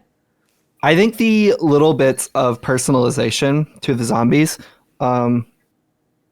plus just how they sound, talking and screaming, like sonically makes this one of the scariest games I've ever played. Like there is just so much going on sound wise. It reminds me, Jacob, throw your mind back to you as a child. I would have been 14 or 15 myself when I got around to RE4 and you heard those monks whispering the first time. Yes. Like, I feel like Resident Evil, like, aside from, like, Mr. X doing footsteps, like, they don't get too creative with the sound. Like, you kind of know what you're going to get. And this one, I have been constantly surprised by how scary I find just the way this game sounds. The scariest moment of this game for me was encountering two dudes in a room. They're yelling, and I can hear the big guy stomping. And it became it wasn't a set piece or anything. I was just, like, chilling. chilling comparatively. But like, I feel like this game really works well when the fear is like very intense, like not those set piece moments, not jump scares, just like it is and you now have to deal with it. And because it's so in your face, you almost feel terrorized a bit. Yeah. It's like RE2 is a very scary game, but it's like, it's just a zombie at the end of the corner. And that's almost like child's play now compared to like just the assault this game kind of is. No safe rooms, it feels like. Like even when you're in a quote unquote safe room, you can hear 4 zombies through the walls. Or they will come in there. They were coming in. They broke the rule. So mad. That's the law. They can't come in the room with a typewriter. That's the rule. So they were breaking it. It almost feels like in retrospect, the thing that like other Resident Evil games were missing was like truly scary sound design. Like just being like, oh yeah, one of the zombies sings now. Is like so bone chillingly terrifying to me that it really makes this one stand out as like one of the scariest I've ever played. And I think it often just comes down to sound. The dude swinging his little blood bag or whatever, get out of town. The way he screams, oh my God. Too much. Yeah, because those guys, the blood bag guys are like extra sensitive to noise, right? Yeah. So you like make any noise in that room and he'll immediately rush you. Harrison C. wrote, "This is the most alive a game has felt to me. Resident Evil has the richest environments, but the amount of people, both living and dead, are ever present thanks to top tier sound design." Yeah, I agree. And I think it's honestly, I am not one to compare things to The Last of Us, but like there are a couple sections, both when you're running against the tide of people at the beginning, Leon feels like the beginning of The Last of Us, but like one of the most interesting things that Last of Us does with its zombie designs is like there's a little bit of the person still in there. And so I love the slightly campier, but also like mechanically interesting version of them doing their own things. You know, the guy who's turning off and on the lights, and even when you turn on the light, you know he's going to turn them off a little later, is really fun. And it also makes each zombie memorable. You know, when you find the boss and that guy says, "You're fired," you know, in his zombie voice, I'm like, I'm gonna remember that guy. He's not just, you know, a random zombie. I actually didn't hear that. That's funny. The chef, when Sarah and I were trying to sneak past the chef, he's still trying to cook. And then, you know, we went by, but then we saw a perfect meatloaf and we were like, oh, he probably cooked this really nice meatloaf before he died. And now he's just trying to make another nice meatloaf. And it really personifies all the zombies in a really fun way. That's like, okay, let's go back, avoid the chef specifically. And then we'll go past blood bag guy who hates noise, and then we'll sneak past the couple that's clearly dating, that's blocking that hallway. Yeah, because it's like you're running through the care center and like you almost learn the zombies that you've left alive. You're like, okay, and then we got singing lady and 2 drunk guys in the lounge, and it's like, they're like Animal Crossing villagers almost. Like who do I still have left roaming around? So fun. It's sort of. I think this is the idea behind the runners in The Last of Us. Like, you sort of start to feel a little bad because they have just that little touch of personality to them. Whereas, like, a zombie's a zombie. Who cares, right? But these people feel like this is so fresh. Like, this just happened to them. And there's, like, that little bit in there of them that can probably recognize what is happening. That I think, like, makes you kind of regret it, but also the head pop is nice. I love when the head blows off. I don't know what you want me to do. But it's very, you know, and McGreevy says this feels the most like Resident Evil 1 of a lot of the games they've played. There is such a difference in these games, and, you know, like 4 is my favorite, but like when each zombie is individually placed in the environment, you know, and they're persistent. And I mean, the explosions of blood in this game are so great and over the top. But the fact that the blood sticks around, like, like hours later, you will come back through a hallway and be like, oh, yeah, that's where I used my little, you know, virus thing on that guy. You're building, you know, you're not just building a mental map of the area by having to move through rooms, but like, by avoiding people. And Spencer Botine points out, like, the game doesn't give you enough ammo. You can't just go through and shoot everyone. You know, you are not going to be able to kill all the zombies. So deciding, like, this is what I'm going to do. here's a question. Where did y'all use your Requiem bullet? Your one shot? Oh, We were really saving we them. made more, but on the blister head and the chef. Yeah. Yeah. I think that I did not use. I used it on the blister head, but like I started crafting it after a while. I saved the chef for Leon. Oh, yeah. Because I just snuck past the chef. I was surprised later on. The chef takes more than one bullet. He doesn't actually. So I shot him in the head, and then I stuck him with the virus, and that combination got him. But I actually used the bullet when you're going into the other wing of the hospital, and those 3 zombies are walking at you in a line.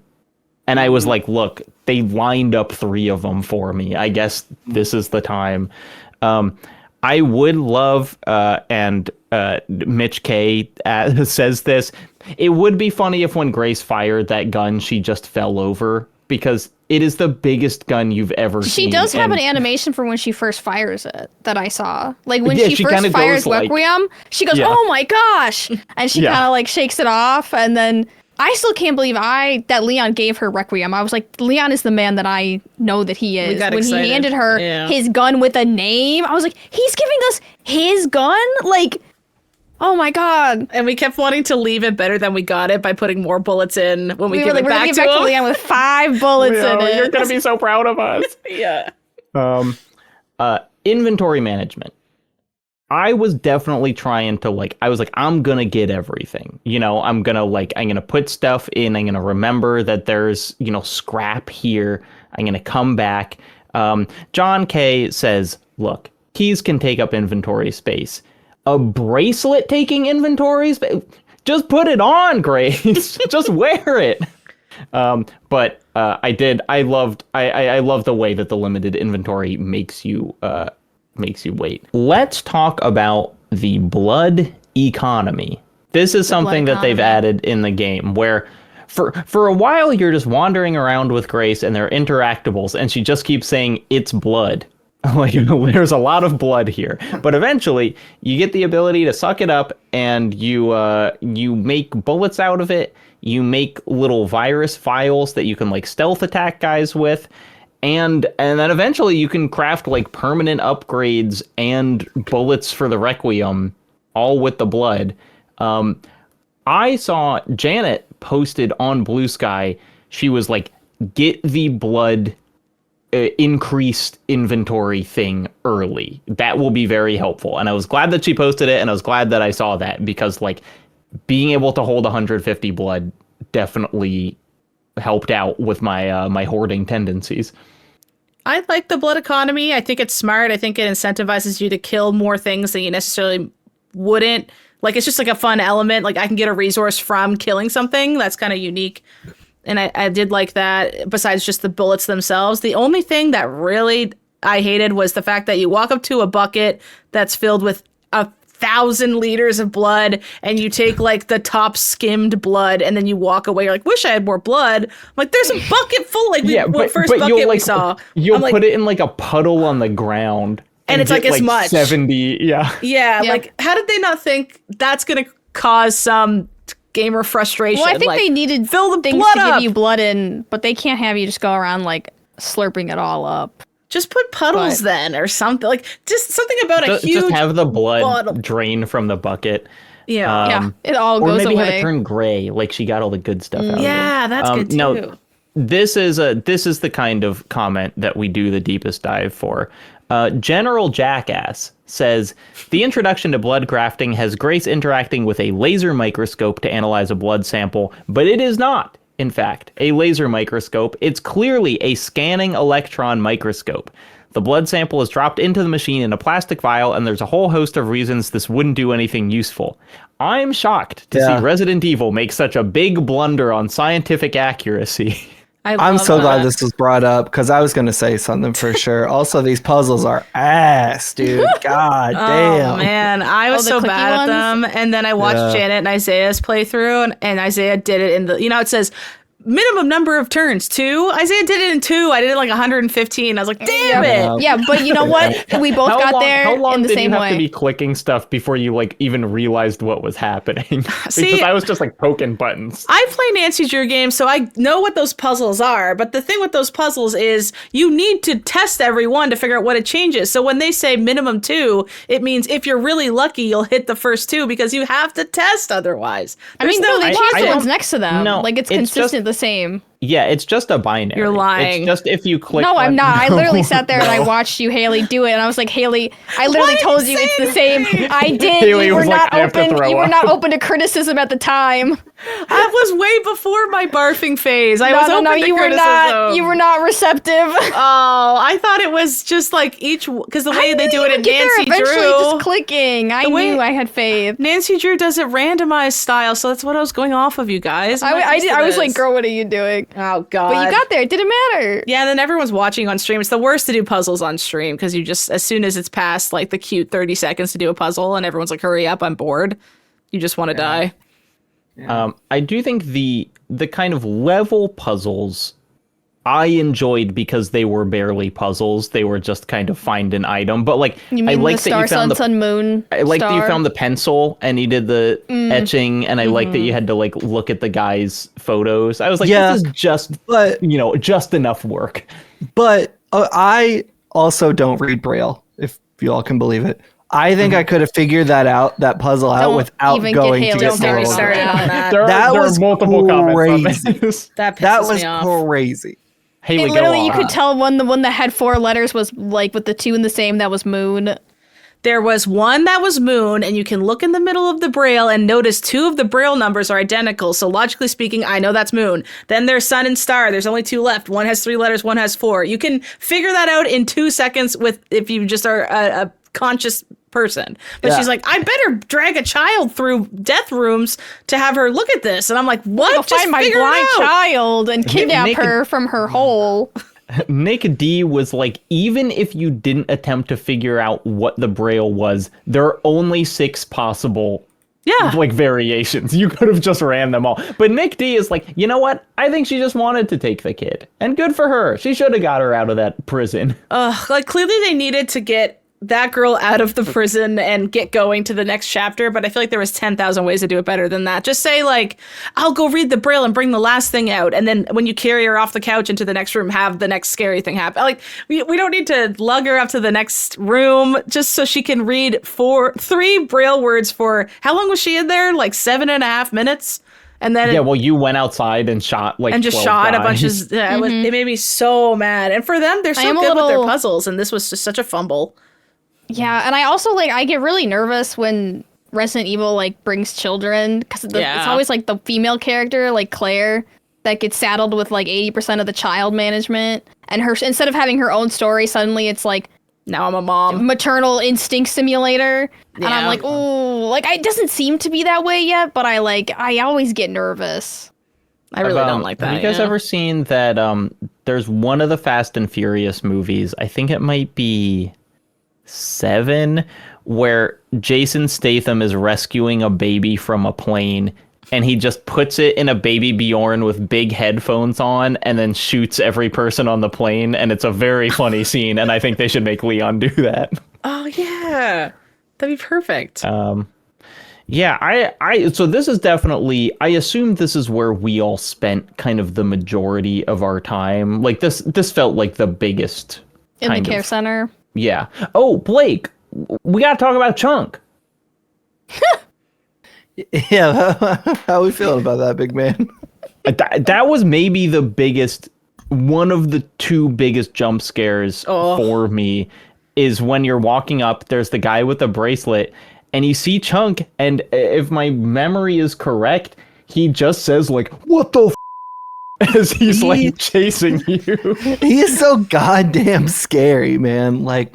They really spared no expense animating that guy getting through them hallways, and you really have to just commit to waiting for him to get through. I love there. watching him squeeze through the hallways, and you see his little cheeks tighten up Jiggly while ass. he's Yeah, trying to crawl through places.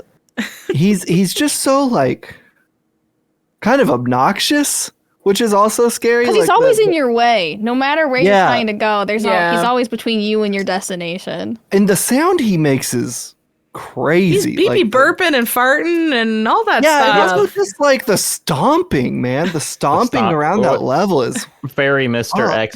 There's sometimes when he's reaching in a door to try and grab you, he yells, "Eat!" Which is very funny. I like that. It's like the thing he held on to from being a person was he sucked. He was very rude. I have I didn't even know you could stab his butt. I'm watching the game. Oh yeah, I was gonna say I killed him. What? As Grace? You can kill him. Yes, as Grace. If you use 3 of the vials on him, he dies. And so that became like I went around, I sucked up every piece of blood and I stuck him 3 times and he explodes. I didn't even attempt to attack him. Wow. Did you guys kill him as Leon? I feel like he didn't hinder us as much as I thought he would, because I just kind of would get behind him in hallways. Like I was waiting in line at the grocery store for him to like clear out at some points. In line for the airplane to get your seat. Yeah, that's what we were talking about. It's like I have everything Resident Evil muted right now. How are people feeling about this man? I don't know. I haven't seen much either way. Yeah. I haven't seen much. No, I'm not like assuming one way or the other. I just like he is kind of so aggressive and so obnoxious that I'm curious if people are like on his wavelength or not. But it's like he's in a pretty, he's in one part of the game. He's not kind of a Mr. X the whole time. I just like that this game is clearly like we figured out big guy in small hallway technology. And they're just like, well, we're not just going to do it once. Using the jiggle technology for Chunk's rolls over like Grace's boobs. Like that's what it's for. Yes. That's what it's for. Killing his brother as Leon was also an all-time moment. Yes. We struggle with that one a little bit, Sarah, though. Okay, but that's because I couldn't find one of the ladders. One of the ladders. It was a good little sequence. A good little, like, the attic sequence was interesting. Very claustrophobic. Claustrophobic. You gotta bait, like, a bull and a matador. You gotta bait them into running into a wall to get the little treats and stuff. You also the game kind of plays chicken with you because the shotgun is right next to him, but he hasn't seen you yet. And you are like, do I go get it? Is it a trap? Like, it's really fun. I like how when they die and both of them do this, it's kind of like they're like a water balloon that just got a bunch of holes in it and they like deflate. Yeah. I like these enemies or like monsters that have like defined rules. So it's, the girl can't go in the light, Chonk can't go through specific door frames. And I like that a lot because like Mr. X that was the scariest like moment for me in a Resident Evil game, was knowing that no matter what I did, I was being slowly stalked by Mr. X. And always, no matter where you went, like there was nowhere you could go where you could escape him. And I appreciate that isn't necessarily the same for these monsters. It kind of gave more of the Resident Evil 8 monsters to me, of like, these are how the little dolls work, and it felt very compartmentalized. To go back for 1 second, I was looking at my notes and I realized we forgot to talk about that moment where the girl grabs Grace and swings her into a radiator. Which got the biggest oof out of me because I'm pretty sure a radiator is like the hardest substance man has ever created. That's so true. Yep. I like the idea that radiator is a substance.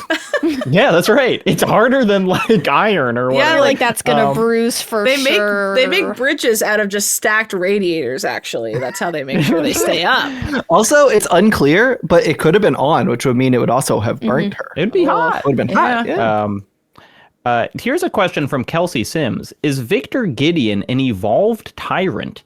He's got a similar tall as hell and built like a brick house build, and when you get a better look at his face on the Care Center pamphlet, he even has a similar face shape and features. Interesting question. Probably not. Didn't they also show like pictures of Mr. X before he was Mr. X, and he similarly had like a weird thing going on? Yeah, he's just a big guy. Was that a good descriptive question that we all could? Mr. X before he was Mr. X. Yeah. Nemesis before he was Nemesis was just a dude. Yeah. that just got infected. Which, like, Yeah, believe in your dreams. You can do anything. I'm also just a dude. Oh, and I also want to say I appreciate that Dr. Gideon choked out both Grace and Leon Kennedy equally.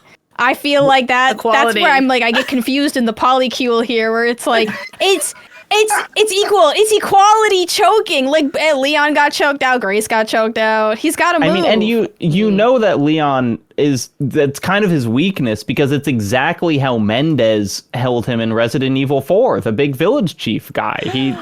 Leon's weakness is being picked up by a guy a little bit taller than him in a big jacket. Oh my gosh, in there. Isn't it all of us? blowing the doors off this. Speaking of Resident Evil 4, Blake, when you were in that garage, you pick up the organ transplant, and then a bulldozer bursts through the wall. Look, we'll see where this game lands in the Resident Evil pantheon when we see credits, but that's one of the greatest moments in this 30-year series history. This motherfucker coming through. He says something ridiculous too. I think. I don't know, but Grace yells. Grace has the appropriate reaction. She is reacting how I would, and she in that moment just yells, "What the?" I think by this point in the game, like, funny. I think, like, if I'm remembering correctly, like, when I hit this point, I was like, I'm about to turn the game off. So I was like, let me just go in here and do the last thing. So naively, I was not thinking anything was going to happen. I was like, great, I got my box, I'm out. And this man coming through the wall nearly had me going through my damn ceiling. It scared me so bad. Well, they bait you into thinking it's going to be a car. Yeah. Because there's one car that's like sticking out of the garage a little bit, and both Haley and I were like eyeing it because you couldn't see inside. And I was like, there's no way we're coming in here and leaving unaccosted by a vehicle. So I'm looking at the car, Haley's looking at the car, and then all of a sudden, the machinery plows through the wall, and we just both start screaming. Oh, and Amy also calls that out in the comments, and it reminded me of in Resident Evil 4 the like silliest moment when a door comes down between you and Ashley, and there are two guys driving a big drill at her. It's just why was this ever set up like this? Those two dudes are hilarious because they just look so pleased with themselves. Like they're just like up there kind of driving a drill. But I love like the balance of fear with like the ridiculous silliness of it. Like it's almost a comedy and how wacky that is. But I love it. It is. I mean, I really think Capcom has embraced all the disparate elements of Resident Evil, and even kind of the things people criticize them for being like goofy and scary and action and puzzles. Like they're like, no, it's just kind of the whole kitchen sink. Like this game feels like the best version of that. And I feel like they tried to avoid it for a while. They're like, we'll go so much action, we'll go so much horror, and it's like just be everything. Like let me have the RPG. Like. Have the dude bash through the wall. It's awesome. This kind of feels like the season 3 of Resident Evil. They're like, we know what we are finally. Let's have fun. Yeah, cast members have started leaving. I like with that bulldozer thing, it's like, it's so big and silly, but then they have this like really cool physicality where it's like, how do you get out of this room? You have to crawl over the treads, and it makes it, it's like it is this very expensive moment. That's a good point. That is a bespoke animation once again. Blake and I are both obsessed with the video game Max Payne 3 for a number of reasons, but one of the reasons is that like it's almost modern Rockstar. They had already made Grand Theft Auto 4, and they're like, what if we put all the effort we put into an open world into a linear game? What would that look like? And I kind of have that feeling playing this of like, this is the most expensive version of a non-open world single player game of just like every little bit in every room is so polished, and you will get unique animations for so much of this stuff. Yeah. So Leon, you become we should say you free the girl from the cell, you take her to read the Braille, you're going to get the last little moon sign and put it in the door and leave. And then the girl shows back up, grabs the girl. Emily is the blind girl's name. The girl grabs Emily. Her face was blown apart by Leon, but you actually learn that she has magical healing powers, and so she can just. Which I feel like I saw. it back I was a together. little, not gonna lie, disappointed when Leon shot her head open because I was like, I feel like we should have seen more from her. And Yeah. boy, did I come to regret those words. Yeah, don't worry. Yeah, and so Grace jumps down a big hole after Emily, and then we assume control of Leon, who first fights the boss that we talked about a lot, but then, or a little bit, but then he just gets to run through the mansion, and there are a bunch of cabinets that Grace couldn't open that he can just pop open with his hatchet. In a very attractive way, might I add. That Why was an that so animation. We attractive? were finding cabinets just to see that animation again. Attractively opens a cabinet. Drake H says, I love how the way you play and navigate with Grace will directly affect the experience Leon has. My first playthrough, 2 playthroughs already, Drake H. Wow. My first playthrough, I was very methodical and killed almost every zombie as Grace, so Leon just strolled through. My second run, I ran by everyone as Grace, and so Leon had ample opportunities to let loose. That's so It's cool. also fun that they just give you the shotgun, so you can kind of go wild.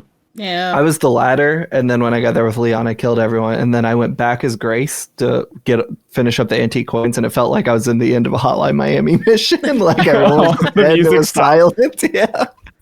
I think the one thing we didn't really touch on yet is how I think it's kind of genius to have the 2 tiers of the zombies, not just they come back, but they come back as scarier. And once we learn that that's a thing that happens, all of a sudden I was like, oh no, when did I kill the doctor? When did I kill that? Has it been long enough that the next time I have to go in there and do the blood transfusion thing, he's going to be a blister? Like that was a very fun, like It reminds wave of fear coming over me for the future. I don't know well enough, but like it reminds me of the having to set the zombies on fire in Resident Evil 1.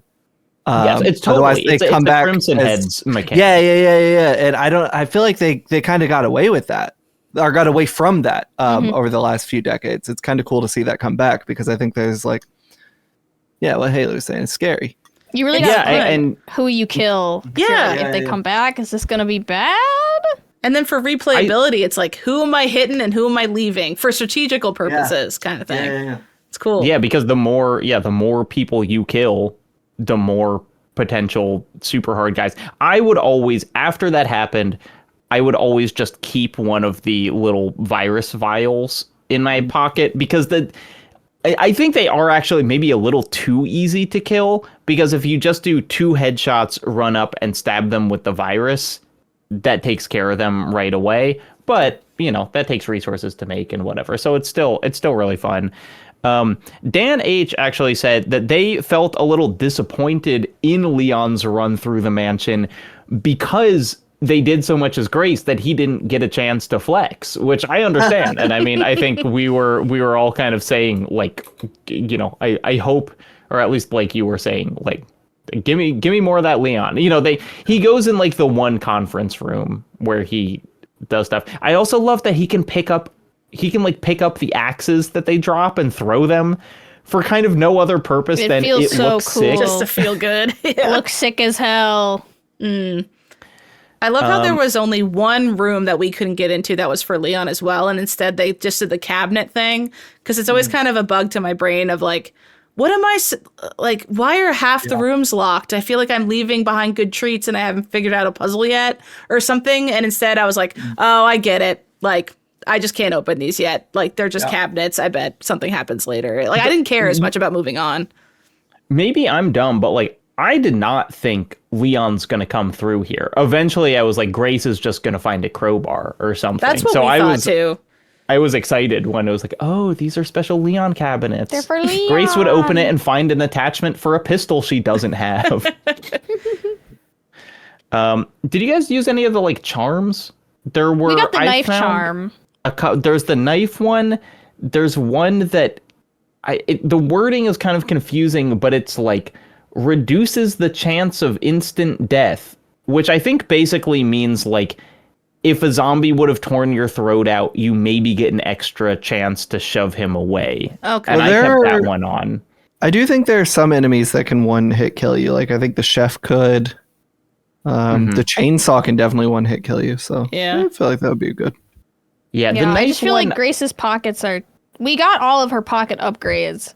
But I'm still like, when they make you carry around like multiple, like when we had like the heart, the lungs, and a cube, I was like, okay, we need to like, go drop spend some some stuff time off. dropping this stuff off. Do This our is errands. crazy. Yeah. Yeah, we got to run our errands. Plug these things into that guy's chest. It took me a while to realize that the puzzle for unlocking the organ box was actually just on you. I assumed I was going to like find a machine that I had to put it in, and eventually I was like, no, I just have to examine it and spin it around till I find that little thingy. But question about that. So you get the organ box solution from the notebook that comes out of one of the moon sun things. Mm-hmm. But then you hold on to the notebook. What's it Haley for? made us Do we throw know? the notebook I threw it away. so who knows? This is Okay. So it's not mission critical. Like you can't. Get rid no. of it. This I hope is not. something that a couple people have said, because remember, I don't know if any of you guys saw, after much later, after the girl falls down the elevator shaft, Get her foot. hand is Yeah. on the thing. got And I picked it up, but I was like, I don't know what to do with this. Apparently, if you take it to the not laser microscope, you can analyze it. And as Brandon S. says, it doesn't give an upgrade. It just says "Let's play" in red text. And Tom Rickard says, yeah, there's the severed hand, the notebook, the hourglass item. They don't seem to have any apparent use, and so I believe there is some big puzzle, like a kind of game-wide puzzle. Damn it. That they Yeah. might be parts of. Because when you use the wristbands, when you use it all the time, it disappears. Like when you're done using it, it Yeah. literally disappears from your inventory. But these items did not. Cool. Yes. So there is some kind of. I actually had a subreddit recommended to me today that said like the final puzzle, and when I realized it was Resident Evil, I didn't look at it. But like, I think there's some big puzzle in the game, which love is that. fun. I like when they do that. Sarah, kind of you mad I threw out the journal and I ruined our big puzzle? No, because somebody else will solve it, and we'll just look Okay. at the solution and go, "Wow, that's cool." Yeah, you're right. Let's do that. And that's equal. It feels the same as solving it myself, honestly. Yeah. Speaking of inventory space, I assume we are all playing on the same normal difficulty level, but there are champions in our comments who are playing on classic, in which you And have boy, won't they limited let saves you know and it. ink ribbons. Yeah, so Dakota A says navigating the basement as Grace and trying to manage inventory with the 3 batteries was tough, but especially fun on classic mode with limited saves from the ink ribbons. Lychee says ink ribbons are awesome. I lost like 30 minutes of progress and didn't care. The tension they add is exhilarating. I feel They like I'm always say playing that. Resident Evil for the first built time. in Like, for I you. lost This could have been hours. written by It was me. great. Miss Kane says, I chose the classic difficulty where you need ink ribbons to save. I'm also a coward and like to save constantly. I think it took me at least 10 hours to get to this point. Easily the scariest Resident Evil game. Wow. I think that's really cool That's though, awesome. that they have that. And it's like, Yeah. especially knowing... Resident Evil games are interesting, especially these kind of puzzle box ones, because like, if you figure out the correct order to do things, you can streamline your run so much. But when you don't know, you just have all these pieces in your pocket at the same time, and you don't have room to carry any of your ammo. So you jump underground as Grace, and this was maybe my most frightening section, or at least the girl really scared me several times jumping up and down. How, just pacing wise and stuff, I mean, Haley and Sarah, I know y'all were in your like 5th hour of the stream while playing this. I like this, but it also was, I think I was feeling like maybe I wanted to play a little more Leon instead of another puzzle box. We didn't really love When I the realized, basement. when we realized that this was going to be like a pick item up, move item to different location type of thing, and then backtrack, I felt a little fatigued from it. I don't know if I was necessarily scared as much as I was just like head down to the Yeah. grindstone, like get this girl out of my way. Like I've got a puzzle to solve. But yeah, we didn't spend a lot of time here. We basically just like did what we had to do to get out. Yeah. We tried to power through this section for my benefit. Thank you, Sarah, because I was not feeling well. It was really funny because in this section you go in a lot of circles. Yeah. Like there's a lot of like running in circles in this section and like looking around and like spinning. And then Haley's like, I don't feel so good. Like I feel kind of dizzy. And I'm like, yeah, we've literally been spinning in a circle for the past 20 minutes. I personally don't like areas where I know what I have to do and I just have to wait to go do all those steps in a row, kind of thing. I think the care center was so fun because while I was going to do this XYZ thing, I could stop and do my blood vial. I could, it was almost kind of like you had little side quests and little errands you could do on your way as you were flipping back and forth to the East and West Wing. So I never felt frustrated that I ever had to kind of go back to ground zero in the lobby and then go do another chore. I kind of liked that feeling. Whereas this, we looked at the map. I saw where the fuse boxes likely were. I saw where they had to go, and then we saw one that needed 2. So I'm like, ugh, we'll have to bring 2 in here just to do one thing to get the 3 to bring the 3 back. And it's just like, it's not fun that way. And I really didn't like it for that, even if I wasn't feeling sick at this point. But it really felt like a downgrade after the care center for sure, for me personally. To quote Ben Hansen, I hear you, but we do have some people. I thought I was like, I do think I like this, and actually this comment by Jay to Save the Day, I think is what I liked, where they say it's kind of a rolling puzzle area that feels like a test of the player's understanding of the game's design leading up to this point. The player has to reckon with everything they've learned about inventory management, enemy avoidance, and combat strategies. It almost hits like a boss fight of sorts, which I agree. It's That's like a good way to look at it. It's shorter and smaller, but it is like, oh my gosh, I have to have all these batteries in my inventory at some point to bring them back. I also I have in my notes in order, there's a corpse carousel and a corpse moving sidewalk and a corpse slide, where it's That's like they just kind of get That's goofier with actually, it. we're watching footage right now, and this is the exact moment I passed the point of no return that I knew I was going to Haley, stop watching. Stop watching. I'm not sick right now because I'm not playing. But when you walk into the big room with the room full of blood, like the blood pool room, and she walks and she goes, that smell. And I just remember my brain going, you're going to throw up in 5 minutes. And I was like, damn it. I could just I knew it was too far. I was like, Haley and I were like exchanging the brain cell back and forth at this part of the game. And we walked into the corpse carousel room and I couldn't stop looking at it. And that's when Haley got up and left. Yeah. And I feel like I was partially responsible because I was like mesmerized by the corpses going in a circle. And like, I appreciated my brain the couldn't corpse fully puzzle. register. That was a kind of interesting thing, is like you don't want to stand next to the ones that are clearly still alive. Like that's pretty cool. Yeah. That's a unique thing to do. I was a fallen soldier though at that point, yeah. Blake, here's a question for you. Was anyone else reminded of Barbarian in this section of the game, deciding to go into the depths to save someone else as you're hunted by a giant monster with a tragic backstory? That's funny. I guess I didn't really think about that, but I guess it's sort of similar. No, this whole part. Do you want me to say more about Barbarian? Yeah, please. Go ahead. Oh no, you don't have to talk about Barbarian. Great movie. Love whitest. Quote your favorite line. Love the whitest kids you know. From Whitest Kids You Know. No, from Barbarian. I like the Abraham Lincoln skit in Whitest Kids You Know. That's really good. No, it is kind of like that. It just didn't really register to me in the moment. No, Jacob, as you know, we recently talked about being submerged in various liquids, and I was very against blood. I thought that was really awful. And everything going on down here was real gross to me. The processor, the treadmill thing you're stuck on, I found to be kind of like viscerally gross. I was not into that at all. That's funny. I like that part. Yeah. I love giving the zombies a push. So if I could push them into big gears, dude, I'm here for it. I mean, mechanically it's fun, but like also when Grace is dumped into the flowing river of and blood, she goes, and ugh, she gets it in her mouth. Yeah, when she says, and she comments on it. She says it's in my mouth, and I'm like, stop talking. Yeah, I did notice the second time. Yeah, you were throwing up when that was happening. I did notice the second time.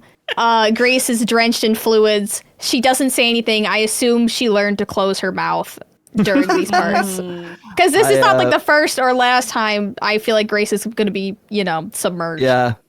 This actually was a very Tomb Raider trilogy-esque. Isn't there a part in one of those, maybe the first game, where Lara Croft gets dumped in like a big blood pool? Yes, God, remember those games, man? They were something else. The kind of industrial part was interesting. It's interesting that this game feels like it's kind of speed running just Resident Evil locations. Of like, look, you're in the mansion, right out of the mansion, you're in the big factory, right out of the factory, you're going to the laboratory. You know, it's just kind of And then we're hitting up the church on the way out. Like, at this point, I'm like, where do we have left to go? Like, if Resident Evil 4 is a guide, the Middle East? Question mark. For some reason you're in. Remember that part where you fight Krauser and you're just in like a desert ruins. section? Yeah, you're in the ruins of a civilization. I forgot about that. I was like, what the f*** are you talking Outside about? of the castle? You don't know the ancient ruins outside the medieval castle? the Egyptian hieroglyphic area? The rest of the setting is so confusing because it's Spanish Eastern Europe. Like, it's all right. I forgot that they throw the Middle East in there for a little while. Nikki B also liked this part, said not a big fan of run and hide stalker sections, but this area was amazing. My favorite part was when you had to move the second forklift. You see the girl in the room roaming while you're in the vent, and it's just a mad dash to plug in the battery and get the lights on and stun the girl before you're caught. I really like the way you can like use this level as a weapon, right? Like you can decide like, oh, I'll keep a battery here, or you take the gamble. It's like, I want these 2 batteries with me. Or like at one point, Cool. I was able to like, you know, she was right next to me. She was going to see me. And I was like, wait, I have 1 battery. And I just happened to hide next to the socket. Like it was happenstance. I was able to put that in there and escape, I think. I thought it was really cool. I don't really remember the rest of any of the other levels kind of feeling quite like this. I do always, and this is the thing with every game, where at one point I died and the loading screen tip was like, hey, you can use the Requiem or the Molotov cocktail to stun the girl. And I was like, there is no way I'm doing that. Like, I'm not going to use a bullet on a monster that I know can't be killed just to buy myself like 10 seconds to run past. You know, like I will die a bunch of times, but I won't waste resources. Yeah, I'd rather die, Capcom. Speaking of loading tips, this was weird. Early on in the game, a loading screen tip said, Leon is suffering from the same virus as the infected have. And I was like, that's a spoiler. Like, the game hadn't told me that yet. And the loading screen just, I wonder like, why they gave wanted it to away. make it. Like, were they like, okay, guys, we got to come up with some fun facts about this game. I want 20 loading screen facts. Yeah, just that, like like, remind people should me that a know. quick turn is in That the is game. weird I don't to need to include know that what's like that. going on with Well, Leon. I bet they need to gate them between progression and the game, and I bet they just forgot to. Yeah. I mean, and it's like, yes, I could figure it out, you know, when he was looking at, but actually I thought, and we didn't really talk about this, I was like, is this maybe him suffering from like Las Plagas? Is it like a scar from Resident Evil 4? Because he was infected in that game as well.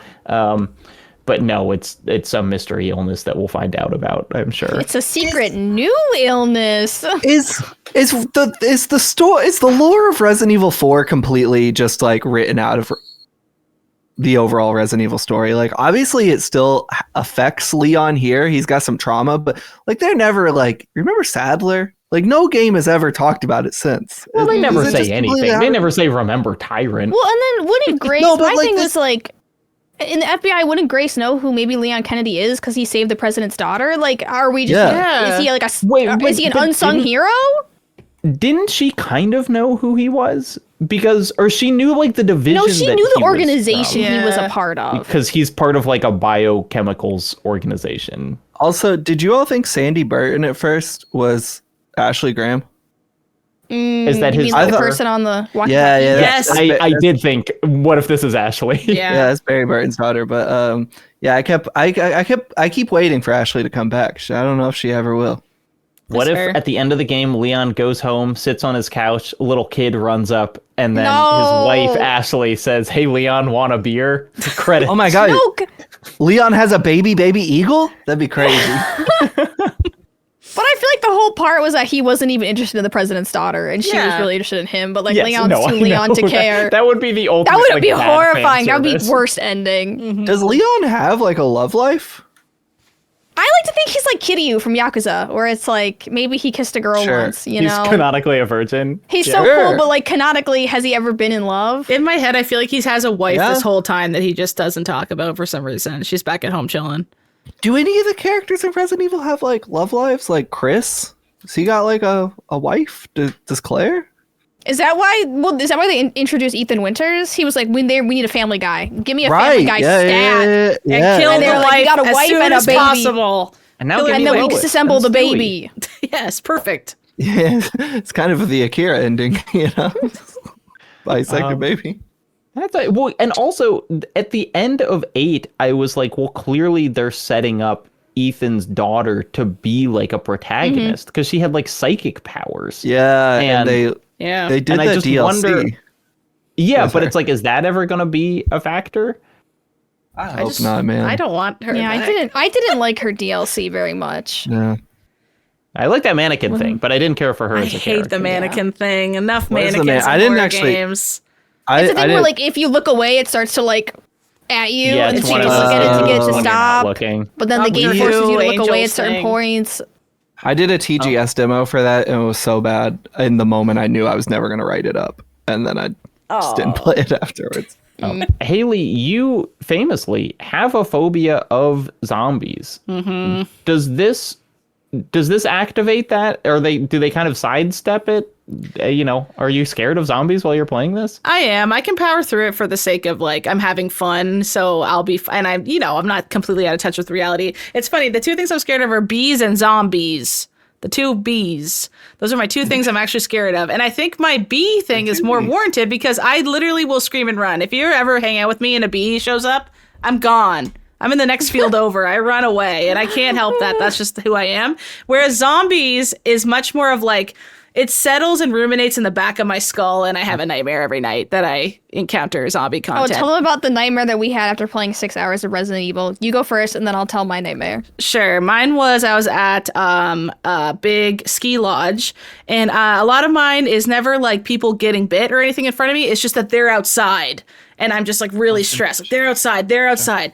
And my mom's book club was in the ski lodge with me, and those ladies could not stop yapping, and I was screaming at them like top of my lungs, like, "Do you want to die or what?" Because they were just like talking. They'd be like, sorry Haley, and I'd be like, shut up. And I was trying to barricade all the doors, and they just would be like, anyways, blah blah blah. And then like my peripheral would be like a zombie, be like, because it like heard them talking and coming to my barricaded doors and trying to take them down. And it was more of the stress of like, when you can't call 911 in your dream and you're just fumbling. It was that kind of vibe of like, why isn't anyone listening to me? No one's listening. Everyone needs to be quiet. And I was getting to a point where I was trying to find duct tape just to like shut them up so I could just Haley! live through the night. They weren't listening, Sarah. Haley is the villain in her own dream. Pretty His much. mouth shut. Yeah, my nightmare was just looking at a Resident Evil map and realizing how far I would have to walk to solve a puzzle until I could go to bed. Because I feel like in this game, I spend like 80% of the time like opening my map and like taking 2 steps and then being like, it's over there. And then I open my map and I'm like, nope, not the right Just direction. walking in the wrong direction. Yes. Yep. So after you okay, remind me, how does the section in the basement end? The You elevator. Get all Yeah, that's you right. get Okay, so you Emily get all the out. batteries, you open up all the cells, you grab Emily. Hot take of mine. Even if you have it set to first person while you're playing as Grace, it should absolutely go into third person while you are holding Emily. Because just to like show that she's there. Does it? When you turn, you can see her. You can just see like her little hair. Yeah. Oh, I just feel like it would be because I'm sure that the animation is showing her being held. But anyway, yeah, you run to the elevator. There's a good bit where actually genuinely got me where I thought that Grace's leg had been cut off. Yeah. Like Same. I was like, wow, what is the game going to do now? But it turns out it was just. Did you guys? the I need to girl's know. hand. When the girl pops through the elevator, did you unload into her face with your gun? No? Because, like, when the girl popped into the elevator, I unloaded into her because I thought that I was going to have to get her to back off. It did not even occur to me that you had to just step forward and open the door. Yeah, no, we. That felt silly to me. I was like, so I just unloaded all my ammo and I just had to open the door? I was with you there, Sarah, because I was like, shooter, shooter, shooter. So I didn't know any better either. Oh.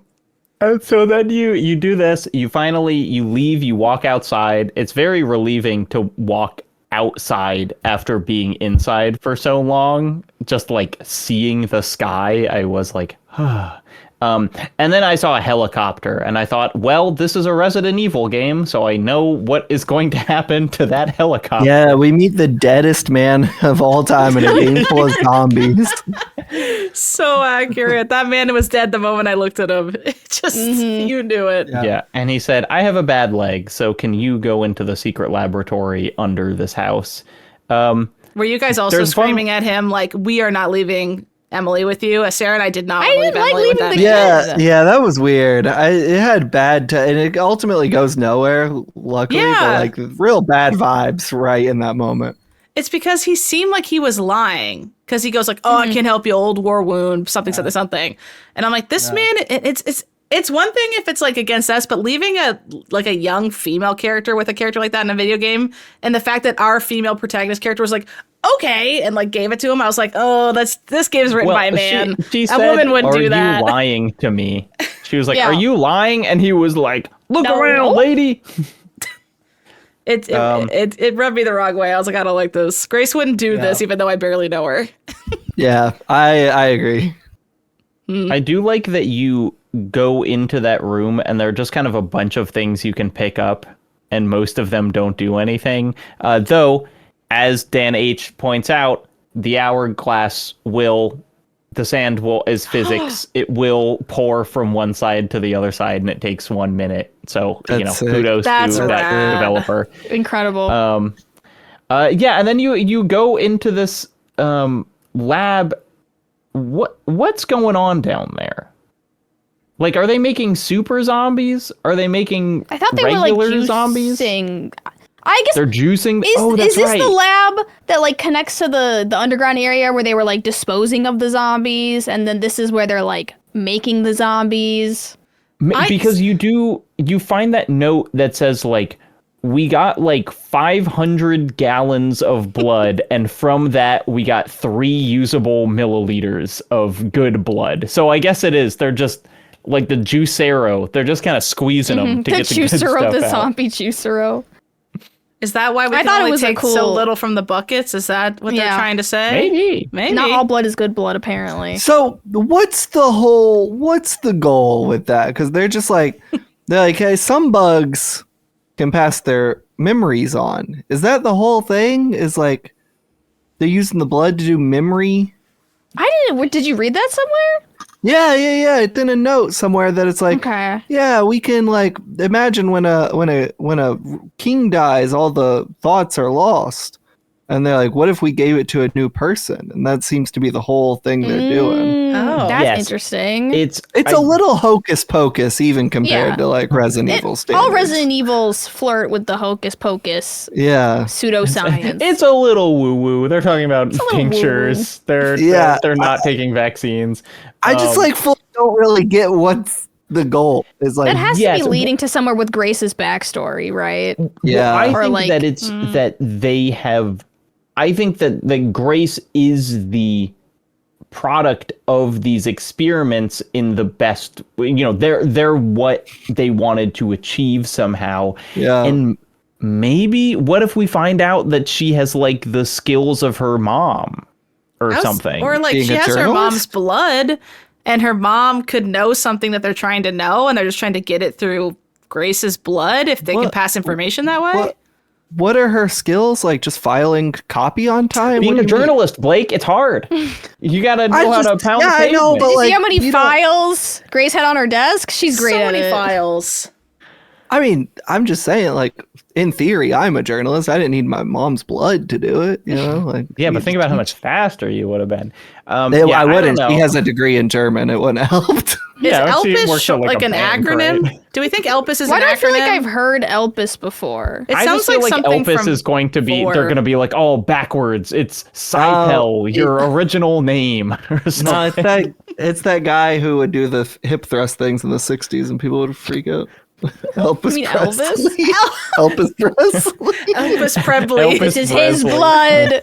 Sofia Coppola made that movie We need about to bring him. the king back. Yeah.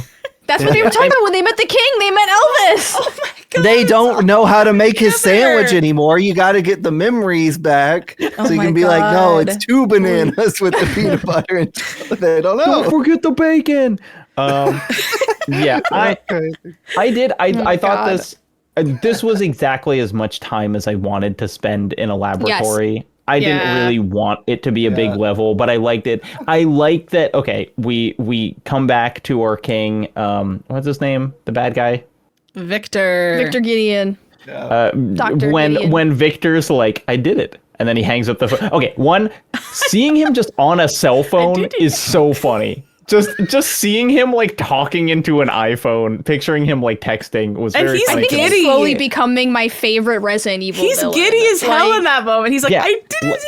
And he's like, Yes, like glee. low bar, but he's doing it. is doing his little like woo, and then with he his hits little the snakeskin self-destruct. jacket and his like leather top. I mean, okay, who are the other good? Like Sadler is obviously the best Resident Evil villain is the tiny Napoleon child. Yes, the Quaker Oats man. Yeah. Blake, what's his name? Roads. Salazar? Salazar. Yeah. Yeah. What about Wesker? Wesker's sick, dude. Wesker, Yeah. he's changed so much. At one point, he was Neo from The Matrix. Like, That's the sick Wesker's so part. sick. When he's Neo. Wesker's rad. I like the big fish from Tim Yes. Burton. I like the big fish in Resident Evil 8. That one's cool. The big fish. That was a deep Yeah, it's cut just from like the a Burton sad heads out man there. who turns into a big fish. A That real was big really fish, cool. no ska. Yeah, but it's fun that he has a personality. I kept expecting him to look at Grace to just be like celebrate and then just like lock eyes with her. What do you think his VR helmet is doing? It looks I like the think- cameras. Doesn't That's it? how he identified Leon Kennedy, right? So I think he looks through the cameras, and I think one lens is like a microscope because he was and looking then at one Leon. with lens it. is like meta AI glasses. Yeah, where it and just then the shows other their one is profile like- picture. band ones, yeah. He's the other one's recording like a like camera in the care center. he's like doing like Instagram reel like prank videos with it. So. He's a big prankster. Yeah. Yeah, well, so then I like when he hits the self-destruct, and in other laboratories, self-destruct would mean explosions, but in this, it's just blood. It's just like flood the place All the with blood blood, and comes you're out. running through these rooms, and you're getting flooded It's with so blood. immediate too. When's the last time there was a self-destruct and it didn't have a countdown?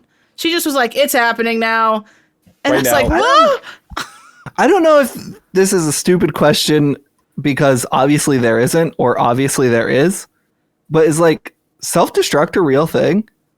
Like Like, are there I was places thinking with this while self-destruct? playing this section. I was like, what would be rigged to self-destruct? And wouldn't it be so scary to have that be a thing that could like accidentally happen? By an intern Yeah. or something. Yeah. Is Well, and self-destruct then like the a whole real point of like self-destruct is to like get rid of the evidence. But if you self-destructed something, it would bring a lot of attention to the like the fact that you're Yeah. The evidence would be up or, like, gone, so who destroying cares? something. There's attention. Yeah, Like, how it's much like- did you test that? Yeah. I think don't know, that hold you on. could- who if Grace is a government agent and theoretically Leon is a government agent, but all the Resident Evil villains are working with various governments, don't you think Those are they the would try evil Cash government Patel? agencies. Don't you think Cash Patel would be like, "Hey Leon," or "Hey Grace, don't go there. Like we're not doing this one." Well, I that's just why feel they like the send breakdown one of communication- person Well, she with got one kidnapped. pistol. They're like, Yeah. we're Do you sending think a it's like a 90-pound cover-up? It's like- woman to do it. She's not going to make it Yeah, out. do you think it's like a cover up? It's like, yeah, the federal, we're on it. We're taking care of it, but it's like, You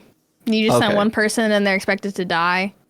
I just think it's interesting that a federal agency is investigating a dude in cahoots with like their boss. you But know?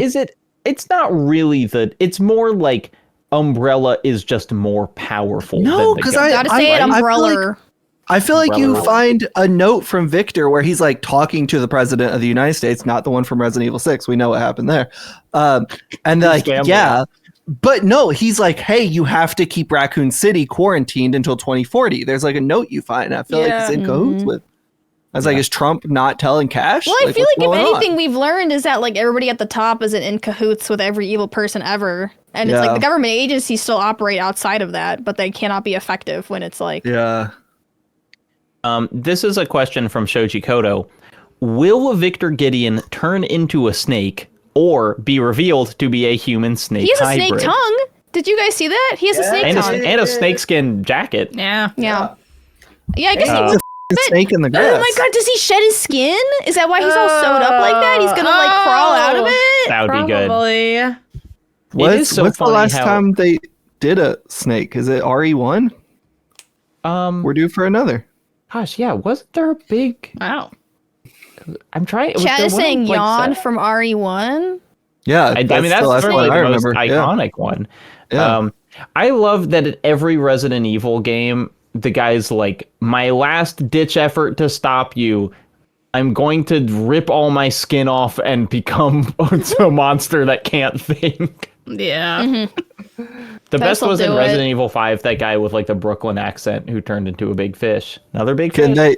they? No, Tim Burton. Can they go back? This is something I've always wondered. Like, if they like beat you, do they Yes. just like remorph, anamorph in reverse? Yeah, especially like Sadler in Resident Evil 4. Like, could he like pull all those legs back into his body? Yeah, I wonder. I don't know. Do you Maybe remember when he had a good he one. had like? Oh, she did. Yeah. You remember in the Resident Evil remake when Sadler had like the crazy dandruff, like just big chunks in the back of his head? Ew.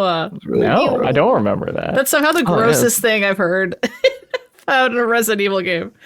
I mean, I'm sorry. I didn't write it. I didn't make it. It's not my fault. I didn't design him. I don't know what you want from me. So after you get out of the lab as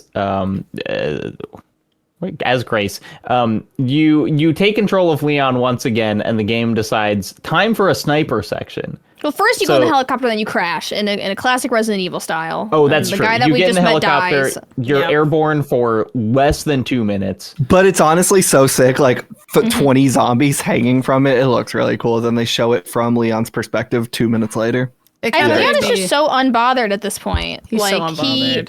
this is when I was like, wow, Leon, you really changed, because he looked outside the window and he was just like, yep, there goes a helicopter crashing full of zombies. And it's like, He, if he wasn't just looking at a photo of Grace on the computer, would he have cared? he's like, that's just what happens. That guy was going to buy me beer. He won't anymore, but I've gotten over it. I also like that the helicopter pilot doesn't die of a zombie bite. It's very what is that? Like where it's Final the- Destination? Yes, Yeah. very Final Destination. He just gets impaled by a tree. Okay, so yeah, then we have a Leon sniper section, which is fine. It's fine. I felt like It they felt could have made good. it a little more exciting. Like you have to You know, I shoot like- certain Yeah. things to I stop liked them it. from coming in. I like or that something. another chef comes up. Yeah. And they're like the hotel or the hospital had 2 chefs and they're both huge. You only killed one of them. And they're twins. No, I didn't mind it. I didn't think it overstayed its welcome. Like the Ashley one in Resident Evil 4, the Wii version kind of like went on a little too long for me. But this one, I mean, I got my jollies. Yeah. It was it felt like an homage to the like took Protect the correct Ashley way era of Resident Evil. Yeah. Paris L writes, the gameplay differences between Leon and Grace is perfect. The moment that juxtaposes them best so far is when Grace and Leon finally meet again in the church. Grace is still edgy and panicking. Meanwhile, Leon, as cool as ever, just casually no-look 2 taps and infected climbing through the window right as he says to Grace, "We're going to make it." Yeah, that rocked. When he just... Yep.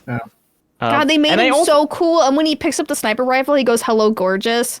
And I was falling out of my chair.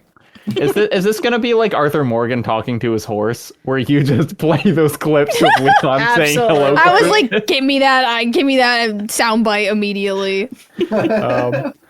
I really like that in addition to Leon being very cool, he clearly like respects Grace and is like, you made it out of there. You are capable. Like it's cool that he's not just like, all right, little girl, first day on the job, get behind me. He's like, you're good. I'll take care of this. Take the girl and run. I did I noticed that Leon picked up Emily first. And I'm glad that he didn't just like shove her into Grace's arms, which I feel like most other games do whenever a child exists around a woman. So I like when Leon picked up the kid first, like I noticed that. I was like, oh my God, he's taking responsibility of this child and not foisting it upon me. And then immediately the boss comes in and it gets foisted upon me, but we forgive that. We forgive that because he was busy. He was Extenuating circumstances. Yeah. Did you guys? I think I just wish that boss was longer. I kind of like both the Leon bosses have kind of just been like shoot a guy in a small room. Yeah. I had a grand old time with him. The other zombies start pouring in. They throwing the axe around the room. I loved how many axes they gave you to throw. That I had was grenades. A big fan of. I really liked it. I've really liked this boss fight. This had the strategy It was too. short though. It was yeah. That was okay with me at this point. So Yeah, I was fine with that. Yeah. It had that interesting level of if the blood from the big dude gets on the little zombies, they become tier 2. So that had like a little bit of extra thought to it. That's true, but it's to shoot him so when he's easy alone. to kill those guys as Leon Yeah. anyway because he has a hatchet. How have we not talked about this? Leon finally figured out don't bring a tiny little knife that breaks.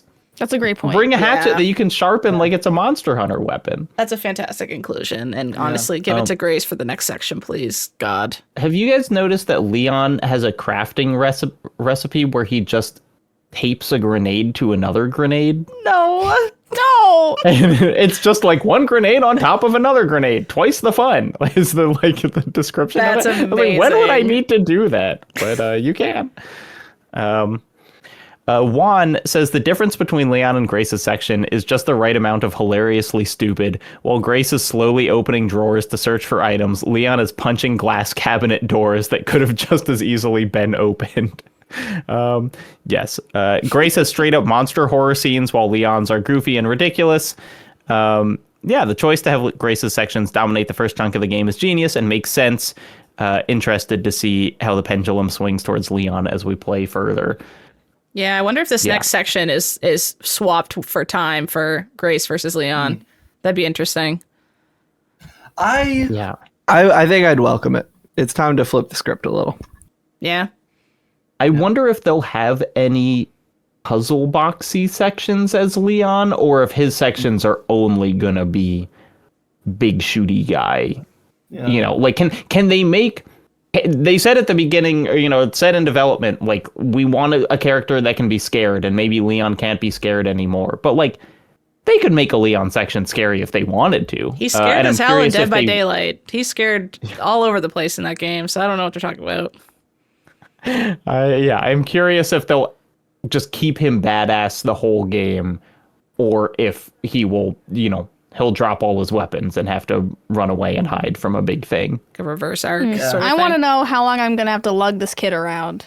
Yeah. That's all I want to know. I'm kind of over the lugging Because of the Claire kid. had like a whole first half of Resident Evil 2 before they saddled her with Child. Yeah. And Grace barely got 3 hours. Also, the implication is she going to turn into a girl monster like Marie? Because that's what happened to Marie. Oh, It yeah. seems like the same testing happened on both of them. Maybe just sooner I- for Marie. I think Emily's getting a big transformation late in this game. Yeah. And it's gonna be But gnarly. do you think you're gonna have I don't to think it's kill gonna her? be no. I think she's going to Fall in a volcano or something. It's not her fault. Do Do you think she's gonna be fight the other girl? Yes, yeah. Like I think she's For gonna be us? versus Mothra or Dude. something? straight up totally. Finding Nemo style, friend not foe. I think she's gonna be Nemo style. she's gonna be your bud. There's gonna be a Friends scary not monster. food, I think, was the Finding Nemo. It's been a while. What do you want from me? Let's wrap it up. Brain isn't working anymore. Yeah, so I think something that I was thinking about while playing this is, do I have... I think some of the more negative reviews of this game, which has been pretty unanimously positively reviewed, but people saying it feels like it's playing it a little safe with the story. And what I was asking myself is, do I care? You know, like I think I have pretty low expectations of what Resident Evil stories are going to do. Mostly, I just want characters with charisma. And so far, this game is really delivering for me. Do you guys feel similarly? Yeah. Yeah. I think this could become my favorite Resident Evil game. Yeah. depending. Like, or it'll be tied with 4, the Wii version. It'll be up there. Stop specifying I the get- Wii version. We know It's you played gotta it. be Best the Wii version. version. We know you played the Wii version. You're Not special. fair You're because my charity favorite is stream the thing. Switch version.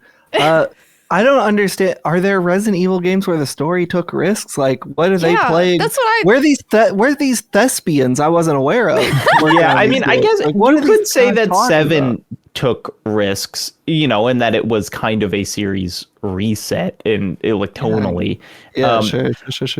But I agree. I mean, it's like I don't think I can't imagine I'm going to be like moved or I'm going to like think about the government differently or whatever after playing this.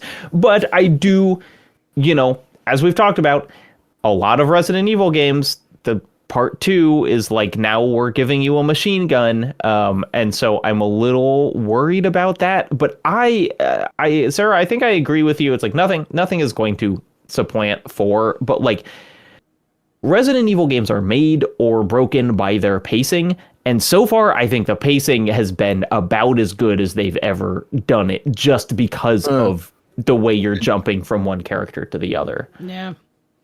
Interesting. I don't know. I just feel like the balance is still a little off for me. I just think it needs more Leon. Like, I'm hoping that is the change up in the back half is how the 2 characters are weighted. Yeah. Well, is that it? Does anyone have any other details that they're like, oh my gosh, we can't go on without talking about this? Can I ask one question? Yes. That was it. That was my one question. Okay. No, I'm just kidding. Genie rules. It's of the last like 10 years. Has Resident Evil been the most consistently good series in games? Like the last decade. It's like, Been like the best remakes too. Like they come like back. I'm thinking like, Yeah, Resident Evil like, 3 is the only one I would consider not good. Of don't like all 5. I mean, those even fucking- that one I think is good. It's just not no, great. I'm- Well, 5 came out like Yeah, no, I'm saying the last 10 yeah. years. Oh, Like, 10 years, Like okay. modern. Yeah. Yeah. Yeah, I mean, other than like Zelda or something, which really only had like 3 entries, so it barely counts. And also Echoes of Wisdom was like, oh, okay. Yeah, it's amazing how much they've just figured out what works. But at the same time, I don't feel, it's not like Call of Duty campaigns where I'm like, oh, you're doing this again. Like they are innovating in the space, but keeping the same stuff that I like. Yeah. Yeah. Here's a little note that I wanted to say before I left. If you read the document in the bar room with the singing zombie, in like a different room with a singing zombie, it says that the zombie has main character syndrome. They have that written in a medical document. The zombie has main character Well, and apparently the syndrome. 2 singing zombies are like rivals. And if you Oh, that's if they fun. get they're like singing rivals. I didn't quite understand the care center. So they were like the care center was the guys for the zombies, like zombie research. But I was confused. I was like, are there a bunch of rich people in this care center? Like, why does the care center have a lounge and like a Disney Haunted Mansion ass dining room? I think it maybe wasn't a hospital, right? Like the police department was a museum first. Maybe this is a similar thing where this was like, Yeah, I don't because there's like a roulette room.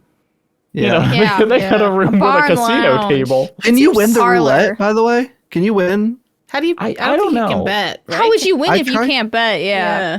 Well, you can like get the ball. I don't know how roulette works. I'm realizing You I'm have to saying. bet on a number first. You call a number and a Do you color. think there's one winning number and everyone wins? I didn't really know that I thought about it until just this moment, to be That's honest. fair, I just that's thought I fair. was losing. I mean, the house always wins, so I gotta say, I knew I wasn't coming out on top. Well, I think that's it. That is the first half of our conversation on Resident Evil Requiem. Thank you all for listening, for writing in. I'm sorry I didn't get to all your comments, but I read all of them, and I think even if we didn't say it specifically, we covered pretty much all the material that everyone did. I'm really looking forward to part 2. That will be in 2 weeks. We will be recording on Monday the 16th, and we'll be collecting comments probably something like Saturday the 14th. You can give comments to us by joining MinnMax's Patreon, and you can listen to the next one as an audio podcast by being on the Patreon at the $5 level. let's finish this game. Let's see what happens. Let's get those crazy New Game Plus costumes for Leon and Grace. Did you guys see the pre-order costumes? They're pretty good. They were so good in Resident Evil 4 that I was like, I've never cared about costumes really in a game before, but like being able to do like mall goth Ashley was very exciting to me, and I'm hoping they've got some good ones for this as well. Haley MacLean, Sarah Podzorski, thank you for being on. Listen to Pew Pew Bang, watch you guys' stream of it. Blake Hester, anything you want to plug? Anything people should be looking out for? Yeah, go to snipershirts.com. That's it. Blake makes some damn good shirts. Your really good Guitar Hero book. Nah, don't care about the book. It's a good Just go book. to the shirts. Thank you so much. Go to the shirts. Just released a new shirt, snipershirts.com. They're calling it the worst selling shirt in human history. Please go buy it. so I don't have to dip into my own pockets on that one. But no, it was great joy being here. That's it. That's it. Thanks, everyone. Now, where's everyone going? Bingo! Oh!